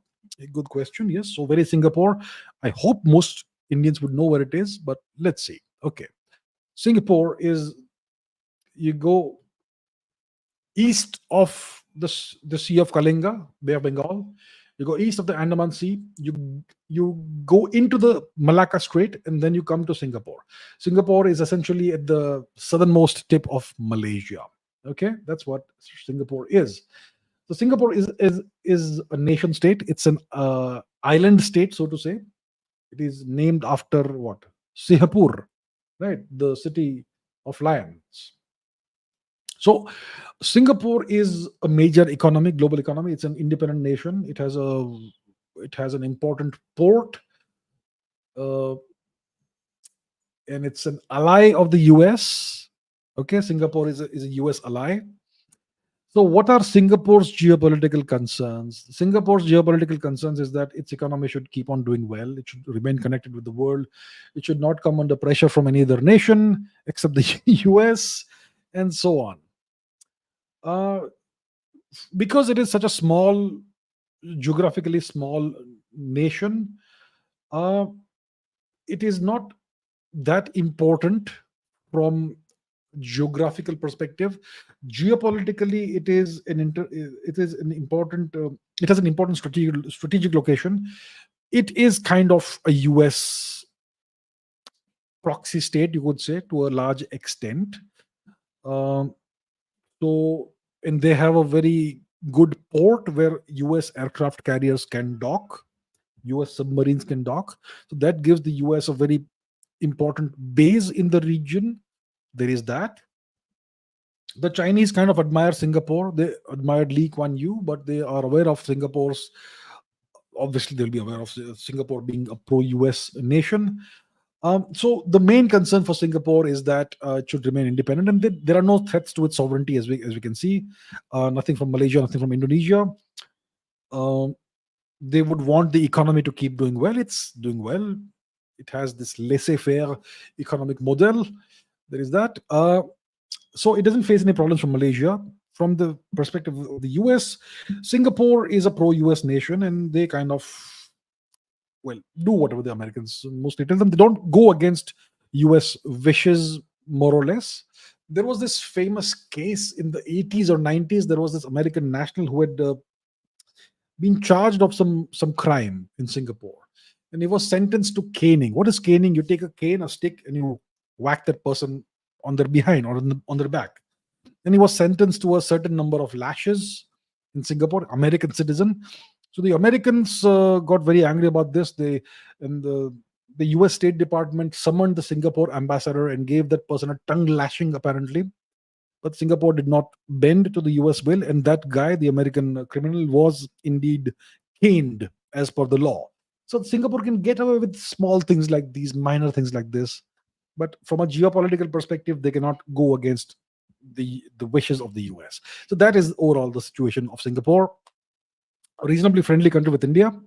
Lots of Indians live there. Lee Kuan Yew was a friend of India, you could say. He was a well-wisher of India. And overall, yeah, India and Singapore enjoy a good relationship. And then Singapore is named, it has an Indian name, right? Singapore. So yeah, that is the deal with Singapore. Um, Gur Aziz says, why is the UN failing to stop wars and conflicts? Also, MUN tips for UNSC. I'm not sure what MUN stands for. But what is the deal with the UN? The UN is an ineffective, obsolete organization. The Security Council is this elite group of members who represent the world order, the balance of power in the world at the end of 1945 or from 1945. That is almost 100 years ago. The Second World War is old, ancient history. But they have frozen in place the geopolitical situation of the time. So it makes no sense. I mean, that's useless. And as is the case with every multilateral organization, the most powerful nation in the organization effectively controls and owns the organization. So it means the US controls the UN essentially, more or less, to a large extent. And when the Americans unleash a war somewhere, the UN keeps quiet. When the Americans invaded Iraq, what happened? Did the UN intervene? No, quiet. So the UN is ineffective. It is kind of useless, and it's a waste of money. Actually, it's the US that's running the show behind the scenes all over the world. And I am not sure what MUN is, so apologies for that. Rahul says, I'm feeling very down. I lost IIT just for 6 marks. All right. How is reservation fair? I come from lower middle class, general category family. I have given everything, but I can, but I lost. While SCST people got IIT with 90 marks less. This system in India is really unfair. True. Look, I have nothing against anybody from any category. My only point is the system should be fair. And if there's going to be reservations, those reservations should be given on the basis of financial situation, not your caste or whatever it is. That has to change. And you cannot have reservations going on forever. So reservations, the status, the situation, the deal should be like, you will have reservations for X amount of years. Let's say 10 years, 20 years, whatever you want to make it, 25 years, whatever the government decides. And those reservations should be given only on the basis of your family's financial economic status, not caste. That's wrong. But that's how the system is entrenched. And now if the government tries to change anything, they will be thrown out of power because they won't get votes. So that's where we are. Horrible situation. And then we have cases like these, like Rahul. People who got less marks are going through while he isn't going through. It's not fair. I completely agree. You need merit in the country if you want the country to do well. Otherwise, people like Rahul will justifiably become disillusioned with the country. They will leave the country at the first available opportunity and they will feel bitter their whole life and they will not come back. You see, Rahul, I'll tell you something. The country hasn't, you have been wronged, but the country isn't responsible. The system is responsible. The system is it's strangling the country. Yeah. So yeah, you're feeling very down. What can I say to you? I'll say this. Look, there's no person in the world who has never faced any setbacks in life. Everybody, the most successful people in the world have faced tremendous setbacks. Okay? Who are the most successful people in the world? Think of the greatest, most successful people. Everyone has gone through all kinds of hardships and setbacks. And the greater the person is, the more hardships they have faced and overcome. So I'll say this, do not become depressed. I know it's a temporary thing that you will feel down, that I gave my all and still I did not get what I achieved, or what I wanted to achieve. Okay, it's a setback. You've got to stand up again and move on. So you need to have plan B, plan C. If I don't get this, I will do that. If I don't get that, I will do this. But you always need to have alternatives. Don't put all your eggs in one basket. Life is long. There's a long life ahead of you. As long as you remain positive, you remain optimistic, and you work hard and you work smart by having multiple plans, you're going to do well in life. So all I will say is all the best. Be positive. Don't allow yourself to feel depressed and feel low for too long. Don't indulge in self pity. Okay, don't do that. Get back up on your feet. Look at the options that you have available for you. If there are no options, if you feel there are no options, you make options. Nobody can stop you. But you have to be strong and resilient, and you have to go ahead with that. So all the best, sir. You will do well. Do well and prove them wrong. Okay. Um, Shashwat Mukherjee says Dalai Lama succession, China's interest in it. Will the next Dalai Lama be from India as Tibet is occupied? Look, I think it is high time for His Holiness, the Dalai Lama, to declare what is the succession going to be like. Which means that he has to announce, he has to declare what his reincarnation plans are like. He's the Dalai Lama, which means that he can reincarnate at will. That's what it says technically, right? So, does he plan to reincarnate in Tibet, which is under Chinese occupation? Does he plan to reincarnate in India, where the free Tibetans live, most of them? Or does he plan to reincarnate somewhere else? Or does he plan not to reincarnate at all? So, he has to make an official statement about this. If he says, I plan to no longer reincarnate, I am the last Dalai Lama, if he makes that official statement, then anything the Chinese do will be of no use because it won't be recognized by Buddhists and Tibetans. So if the Dalai Lama makes the statement that I am the last Dalai Lama, I will not reincarnate, then even if the Chinese try to appoint their own Dalai Lama, it's going to be a fraud Dalai Lama. It's going to be a fake Dalai Lama. Nobody will recognize that as the true Dalai Lama. If the Dalai Lama says, I will reincarnate in India or reincarnate in so-and-so country, then once again, the Chinese attempt to take over the institution will be regarded as a fraud. But if he makes no statement, and whenever he passes on to the next world, if it happens, then the Chinese will have the opportunity to hijack the institution of the Dalai Lama. So it is very important for China to own the institution of the Dalai Lama because they are currently in occupation of Tibet. And to legitimize their rule over Tibet, they want a Chinese Dalai Lama. They will want a Chinese Dalai Lama. So it is entirely up to His Holiness the Dalai Lama. He should, in my opinion, it's entirely up to him. Obviously, who am I to tell him? But I think he should make an official statement sooner rather than later about this matter to set the matter at rest. Geopolitical Dubey says, why isn't China commenting much on the Burma and Bangladesh situation? Because they are on the receiving end. Their interests are being eroded away. They definitely had an interest in Bangladesh. I think they sold some naval assets to Bangladesh, ships or submarines or something they had sold at some point in time. So they were trying to woo Bangladesh to court Bangladesh, Sheikh Hasina's government.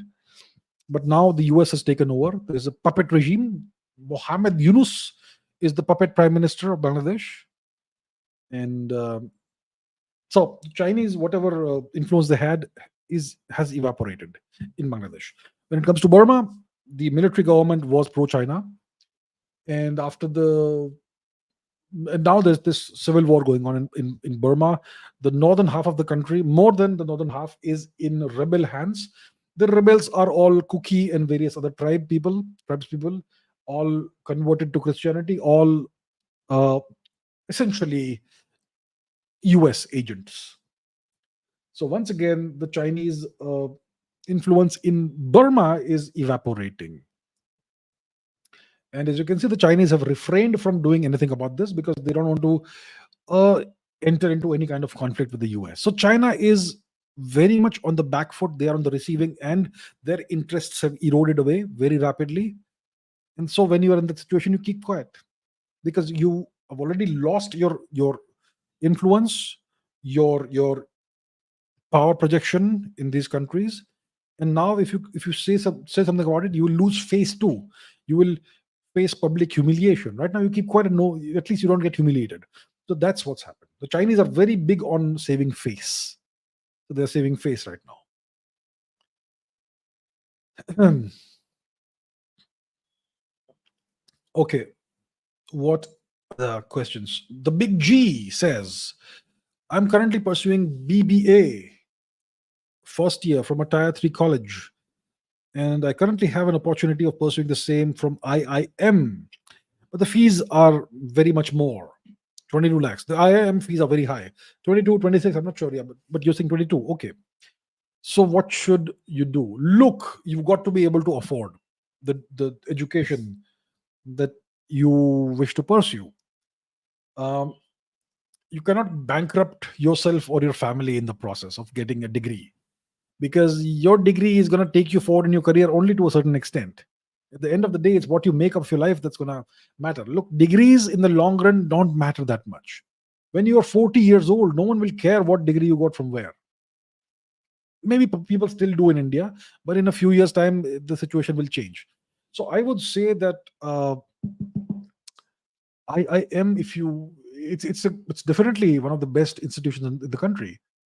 Uh, but if you can't afford it, I would say don't go for it. Don't take a loan and get saddled with debt. So do well. So if you can't afford it, don't go for IIM. The fees, they're very heavy. I understand. I totally know that. Everyone knows that. Do your degree from your college, Xavier's or whatever it is, and study well and get a very, very high rank or whatever, high percentage. And so even if you're doing your degree, getting a degree from, let's say, tier 2, tier 3 college, but if you have an excellent academic track record, then you will have very good initial career opportunities like job offers and all that. So I would say don't bankrupt yourself in the pursuit of an IIM degree. That's what I would say.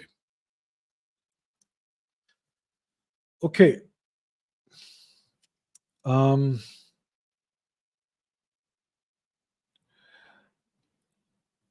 Let's see, what else do we have? Others says, I loved a girl earlier. I got to know she's married and she managed to hide that from me. What do I do now? Look, the way forward is clear. You cannot be in a relationship with a married person. It is unethical, as far as I'm concerned. For you, even look, everybody has a different, views on this. It's not illegal in India's system. Having an extramarital affair is not illegal. So if you do go ahead with a relationship with this lady, it won't be something illegal, but I would say I would see it as unethical. It's not something that fits with the ethics and values of our civilization, but it's up to you. What I would recommend, if you want to know my opinion, is that you move on. You move on. I mean, somebody who was married and she hid that from you, she was deceiving you. You think that's a person you want to be with? Really? A person who was deceiving you? Move on. Find a better person. That's what I would say. Deng Xiaoping says, thank you for the answer on Singapore. Which nation, according to you, is not a proxy state? What problems will the US cause if I decide to start my own sovereign state in the future? Which nation is not a proxy state? India is not a proxy state. All other nations are in some way or the other a proxy of somebody else. Okay? India and China in the region are the two only genuinely sovereign nations. And Russia. In Eurasia, what is Eurasia? Go to the map. Eurasia is Europe plus Asia put together. If you take the entirety of Eurasia from the British Islands, from Iceland from Iceland, British Islands, all the way to the easternmost part of Asia, which is Japan and the Sakhalin, etc. This entire landmass is Eurasia, okay, including the Saudi Arabian Peninsula and so on. In this entire landmass, there are only three fully sovereign nations: Russia, China, and India. That's it. All other nations are in some way or the other proxies of somebody else. That's how we go. That's the deal. What problems will the US cause if you decide to start your own sovereign state in the future? First, try to start a sovereign state, right? You will need land, you will need people. Right now, you already have all these nations. You try to declare independence somewhere. The local authorities will have something to say about this. But let's say you manage to start a sovereign state somewhere. Well, if your state has resources that are valuable, etc., the Americans will be very interested. And then they will talk to you and offer you terms. And if you're inconvenient, they will get rid of you. So you got to be careful about that.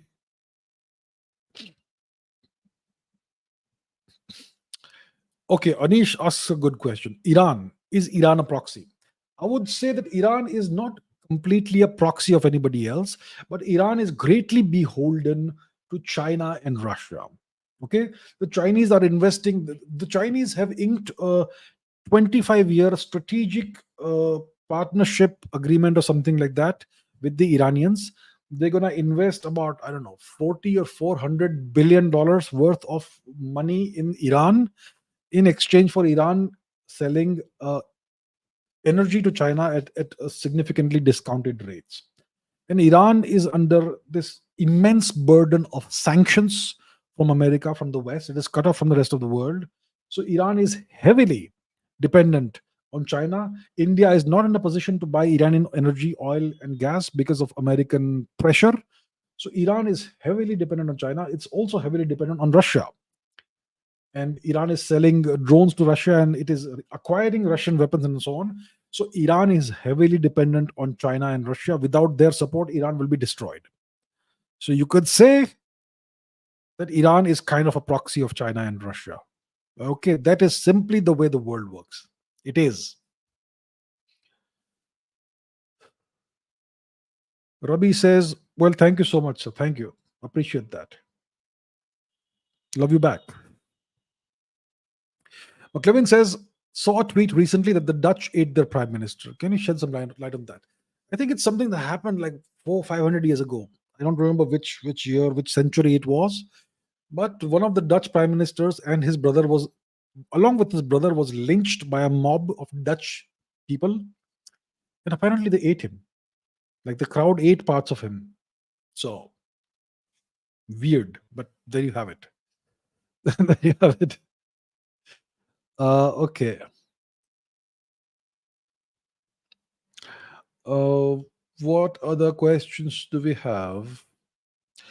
Anurag Singh says, why do some people get success early and others do not get success despite of the same intensity in their work? Multiple factors. It's not enough to work hard. Okay? You have to be intelligent and make the right choices. You have to work smart. So if you are, let's say, in a certain industry, let's say you're in the IT industry, okay? And you are in a certain company and you work very hard and you stay in the company for 5 years, 10 years, you will get very few promotions and your salary won't change much. But let's say you change companies every year, every 2 years, your salary will increase rapidly, very fast. And your ability to get promotions also will increase very fast. So you're working equally hard. Both of the examples, you're working equally hard. But in one case, your salary, your career graph rises very fast. In the other case, your career graph stagnates. That's one example. Second, some people get lucky, and some people don't have a lot of luck. So, for example, if there are two entrepreneurs who are in the same field, let's say once again you're in IT or you're in software or something, and one person hits upon the right idea and creates a product that has a tremendous amount of demand, and there's nobody else in that field, then you get lucky and you make a huge amount of money and you can retire by the age of 25 or whatever it is, right? You make $100 million or something. And somebody else may not stumble upon that idea and you're trying other ideas and you don't do well in that. So there are so many factors. There is the luck factor, there is the working smart factor, and so on. So you've got to maximize your chance for luck, which means you have to try lots of ideas, do lots of things. If you're an entrepreneur, if you are in a salaried job, you're an employee, then you have to approach the thing very strategically, very systematically.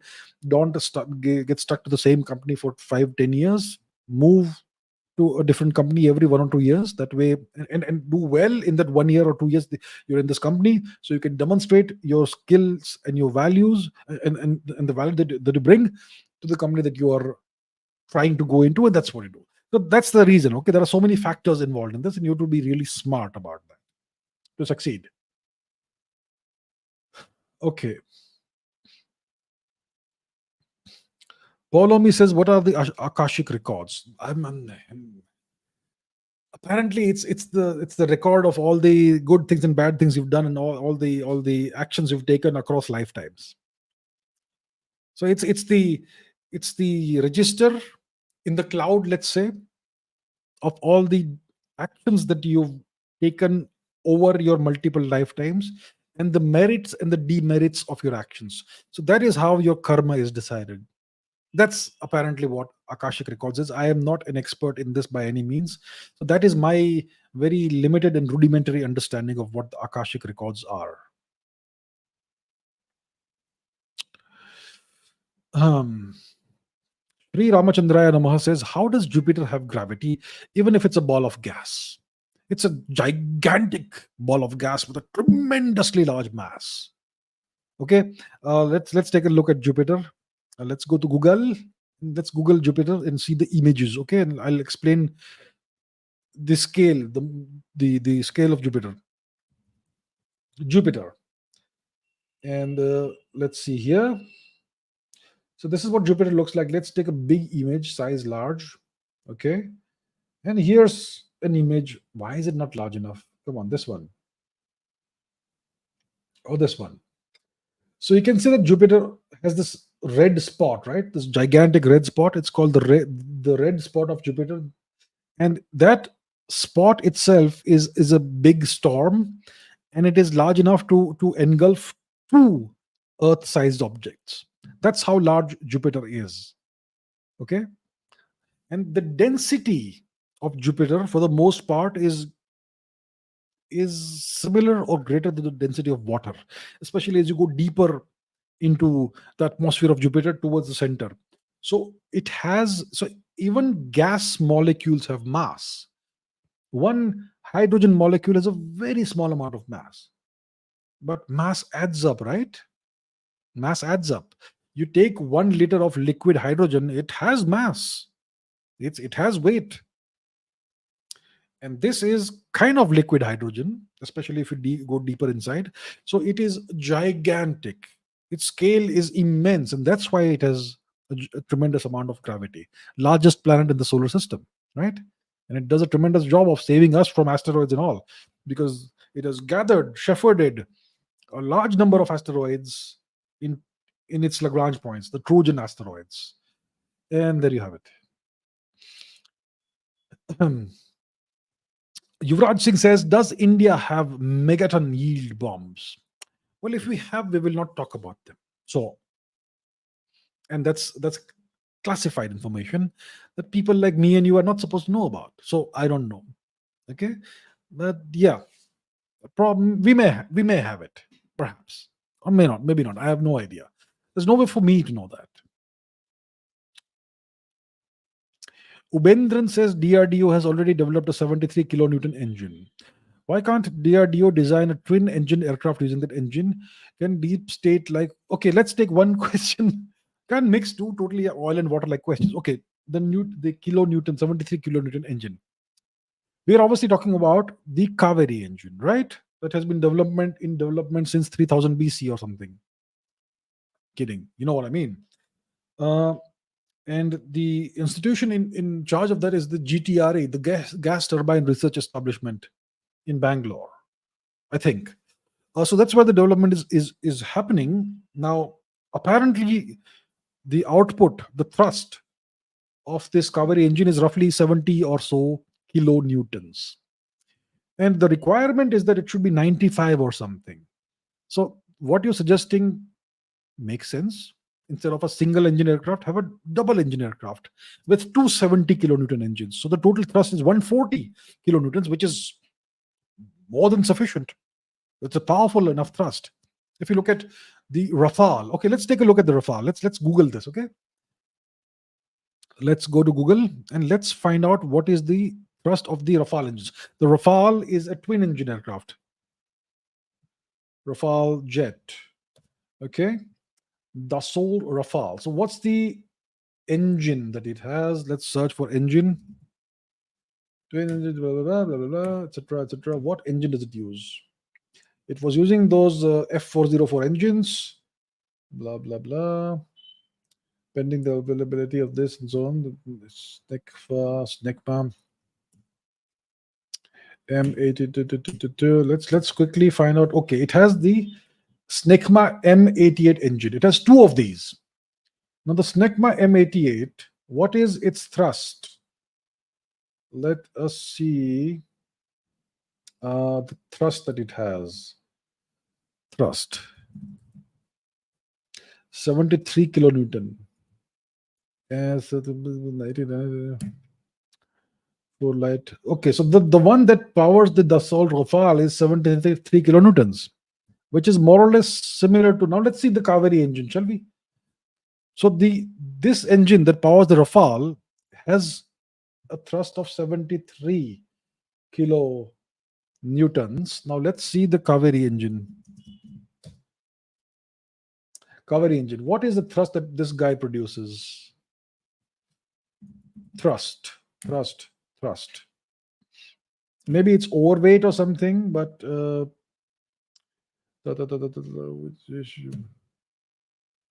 okay, 70 to 75 kilonewtons. So it's kind of what the Rafale's engine does. So why can't we develop a twin engine aircraft with two of the Kaveri engines? The question is the Kaveri engine too heavy? Is it too overweight, etc.? That all we have to look into, which I don't have time to do right now because it will take up my time over here and it will waste your time, me researching all that. But yeah, it seems to have sufficient thrust for us to create a twin engine aircraft and use the Kaveri engine. Does it have the proper afterburner capabilities? Does it have a significant amount? What is the thrust to weight ratio? All that stuff we have to look into. But I think it is already able to produce a sufficient thrust. Well, at least the same thrust as the engine that powers the Dassault Rafale. So I'm not sure what the holdup is. Is it like we only have a requirement for a single engine aircraft and we want a 95 kilonewton engine on that? I'm not sure what the deal is. Or is it that the Kaveri engine is too large? Is it overweight? Do we need to miniaturize it further? So there could be certain technical considerations why it is still not seen as a viable engine. But why don't we address them? We have great engineers. The engineers at ISRO do great work. The jet engine is a whole different set of things, but we should be able to solve this. I mean, it's taking too long, don't you think? And as a result, we have to buy American engines, those F404 or whatever those engines are. And the Americans can apply all kinds of pressure on India by delaying the deliveries or withholding deliveries, all kinds of pressure. I think it's high time for us to become self-sufficient in the field of jet engines. And if the Kaveri engine is taking longer, buy jet engine technology from the French or the Russians or whoever, pay whatever you need to pay and acquire the technology. But I'm sure it's easier said than done. So that is the deal. That is the deal. Shaswat Mukherjee says, who is easy to deal with, Kamala or Trump? Trump. You, not A. Look, I think Mr. Trump is better to deal with from India's perspective. Kamala is just like Biden, okay? She may be a good person, bad person, I'm not sure. What it doesn't matter. She won't really be in power. Even Trump won't be 100% in power, but at least he's his own man. And he has very clear views about everything. And he has a great equation with India, with Prime Minister Modi. Kamala, I remember once when Mr. Modi had visited the US, Kamala was lecturing him about democracy and human rights and blah, blah, blah, standing right next to him. And she was lecturing him. Kamala is going to be a problem if she comes to power, if she is elected, and if she comes to office, not power. No one's in power. Okay. So I think it will be better for India if Mr. Trump comes back to the office of the US president, to the White House. And it will be more problematic if Kamala stays in the White House and becomes president of the US this time. McLevin says, where's Joe Biden? He has disappeared from the earth. It's like he never existed. Maybe he never did. I don't know. I don't know where he is. Joe Biden. He doesn't matter. He's never mattered. He was never really in power, right? Uh, Thamathonga says, it's okay to ask this late. I'm still answering for a while. Do you think there should be any educational or experiential qualification for Indian politicians? Look, the education system is garbage in India. So you may have a PhD, but you may still be dumb as, what's the polite term? Dumb, dumb as a dodo, let's say. So you may have there are there are so many PhDs in this country. I don't know what their IQ is. It must be less than room temperature. Okay, so easy to get a PhD in this country, especially through the wrong means in the humanities and whatnot. My God. So educational qualifications, if you have some kind of requirement in India, it makes no difference whatsoever. Then everybody will start acquiring degrees. Okay, all kinds of degrees. If you make it mandatory to have a certain amount of educational qualifications, these guys will purchase degrees. Degrees are available for sale in this country. That's the tragedy of this country, of the education system. I think everybody who is in the academic field knows that there are lots of universities where you can essentially purchase degrees. Okay, without naming anyone. So there's no point doing this. But yeah, there should be. I mean, that's the deal about democracy. Everybody is equal. So everybody has the right to run for election. So yeah, it doesn't really work that way, especially in the context of the current Indian education system. Ideally, if you have a good education system, I think there should be some kind of entrance exam. You can become a politician and stand for office only if you can clear this exam. But it should not be some stupid exam in which you have to write like 10 essay type answers and all that. It should be an exam that actually gauges whether you are genuinely worthy of standing, of running for of some kind of elected office, public office in the country. So yeah.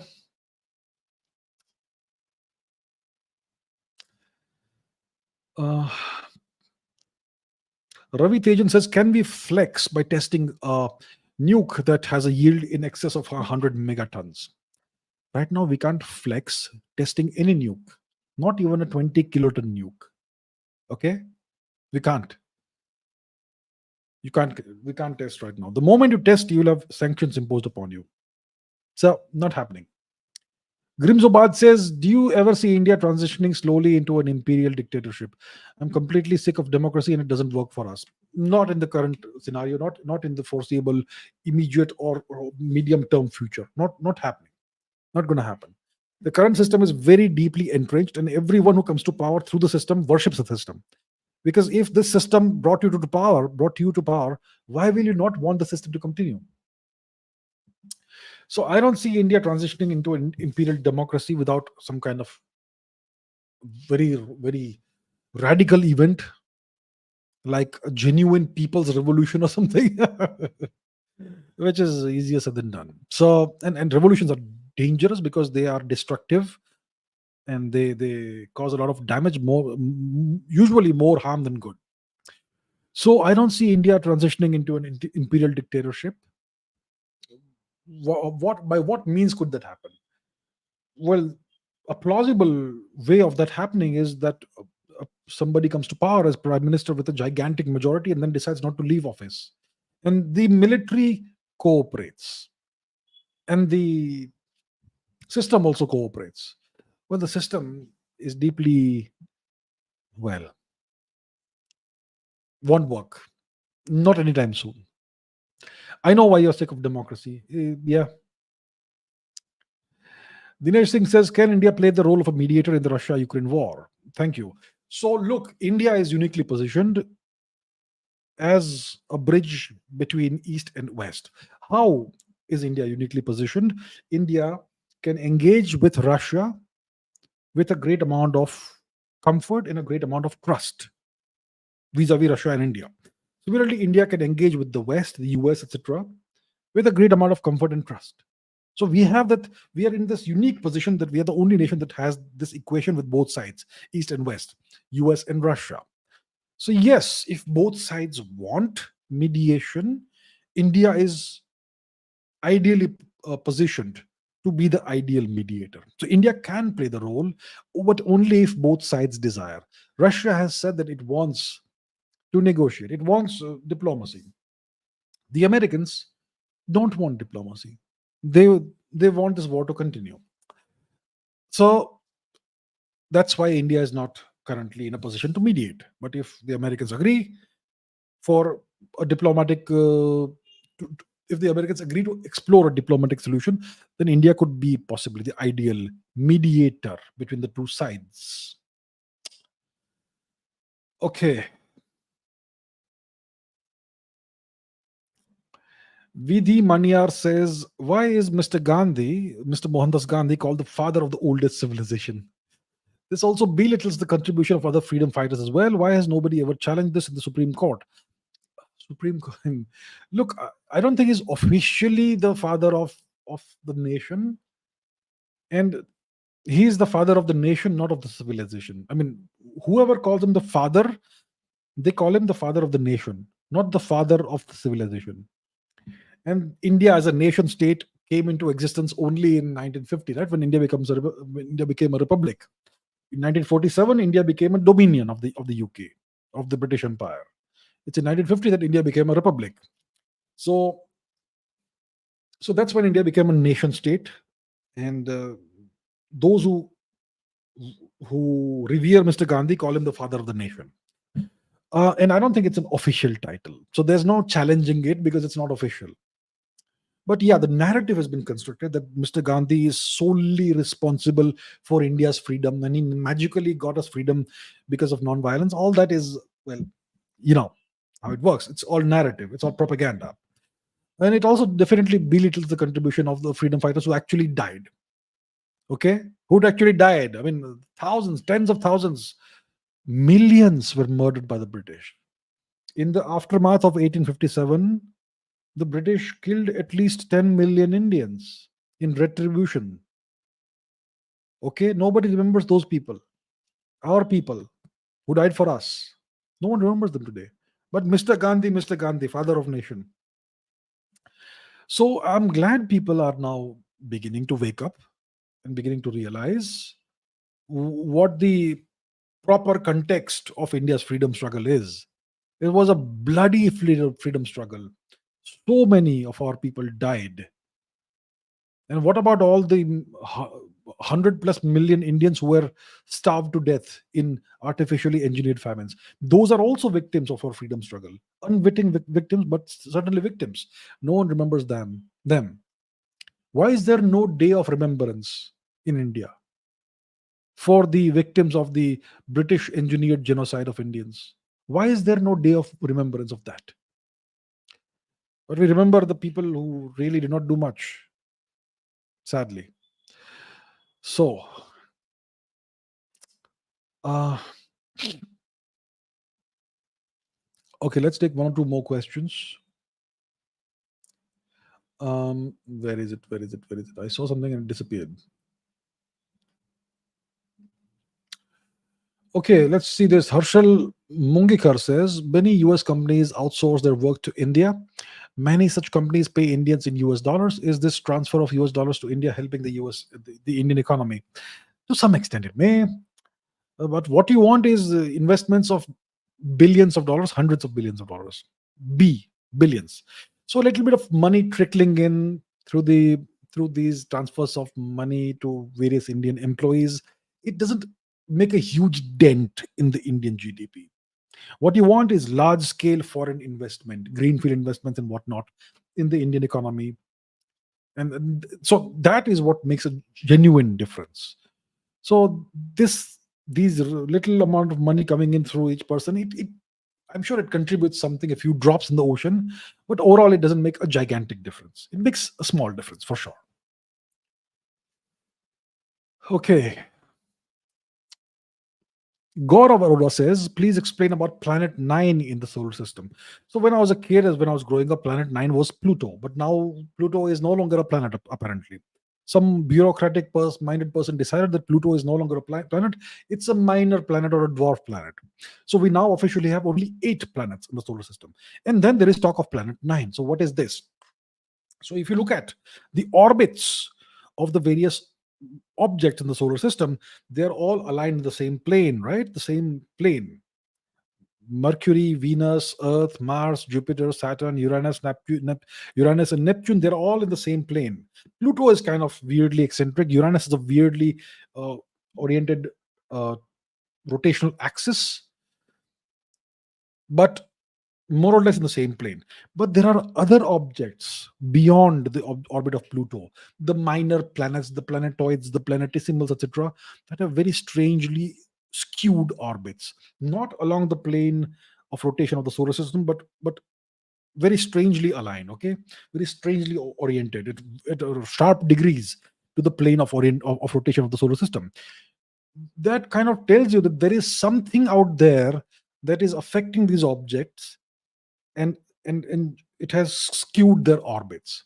And if you calculate all of this through various means that you have in celestial dynamics and all that, it tells you that there seems to be something out there that we're not able to see. It's a large gravitating object which is tugging away at these small objects over there, and changing their orbits. And that's why their orbits have been changed and skewed in that way. So that is what has given rise to the hypothesis that there is an unknown, large, massive planet out there that we have not discovered yet, in the far outer reaches of the solar system. And that's what we call Planet 9. Some people call it Planet X as well, but Planet 9. So the search is on, but we have not discovered it yet. The solar system is gigantic, and the further you go away, the less light reaches you. So if you are, let's say, hypothetically standing on the surface of Pluto and you look at the sun, it looks like a big star. It doesn't look like this ball of fire. It looks like a very bright star. And you go further away from Pluto, the smaller the sun looks, and the less of the sun's light reaches there. So even if you have a large Earth-sized planet, let's say, way out there in the solar system, it will receive almost no light compared to what we receive. And that's why it will stay so dark. So it's very hard to detect it. And that's the deal. So maybe there's a planet out there. Maybe it's a primordial black hole. Who knows what it is? There seems to be something out there, but it's not been discovered yet. The search is on, but right now we are empty handed. So that is what is Planet 9. Okay. And let's take one more question. Let's take one more question. Then Shopping says, okay, last question for today. The domain of geopolitics is really dense, even though I've been dabbling in it since 2018. What efforts should I diligently undertake to develop my understanding of geopolitics further? The right way to understand geopolitics is to study a lot of history for a decade or two. That's when all the patterns start to make sense. And you will see that history occurs in cycles. You to study a lot of history, not just your own country's history, but world history. You to study the rise and decline and fall of empires and dynasties. You to see how various military campaigns happen. Why do wars happen?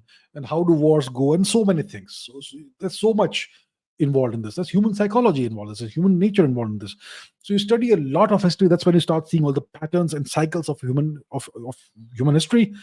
And then you can start extrapolating those patterns into the future on the basis of various principles. Or you could take my geopolitics course, which is linked down below, in which I have, it's called Geopolitics from First Principles, in which I have explained geopolitics on the basis of principles that I have understood from my study of history. So you could do either of those. So that's how you could develop your understanding of geopolitics. And with that, we are at the end of today's session. Thank you so much for all your questions. And we will do many more of these in the coming weeks. And somebody is complaining I ignored that question. Look, there are a million people over here, and I cannot take everyone's question. So I apologize in case you are upset that I could not take your question. But try your luck next time, and hopefully I can take it next time. All right. So thank you so much. Have a good day, good night, wherever you are, and keep asking questions and keep raising your standards always. Thank you. See you soon.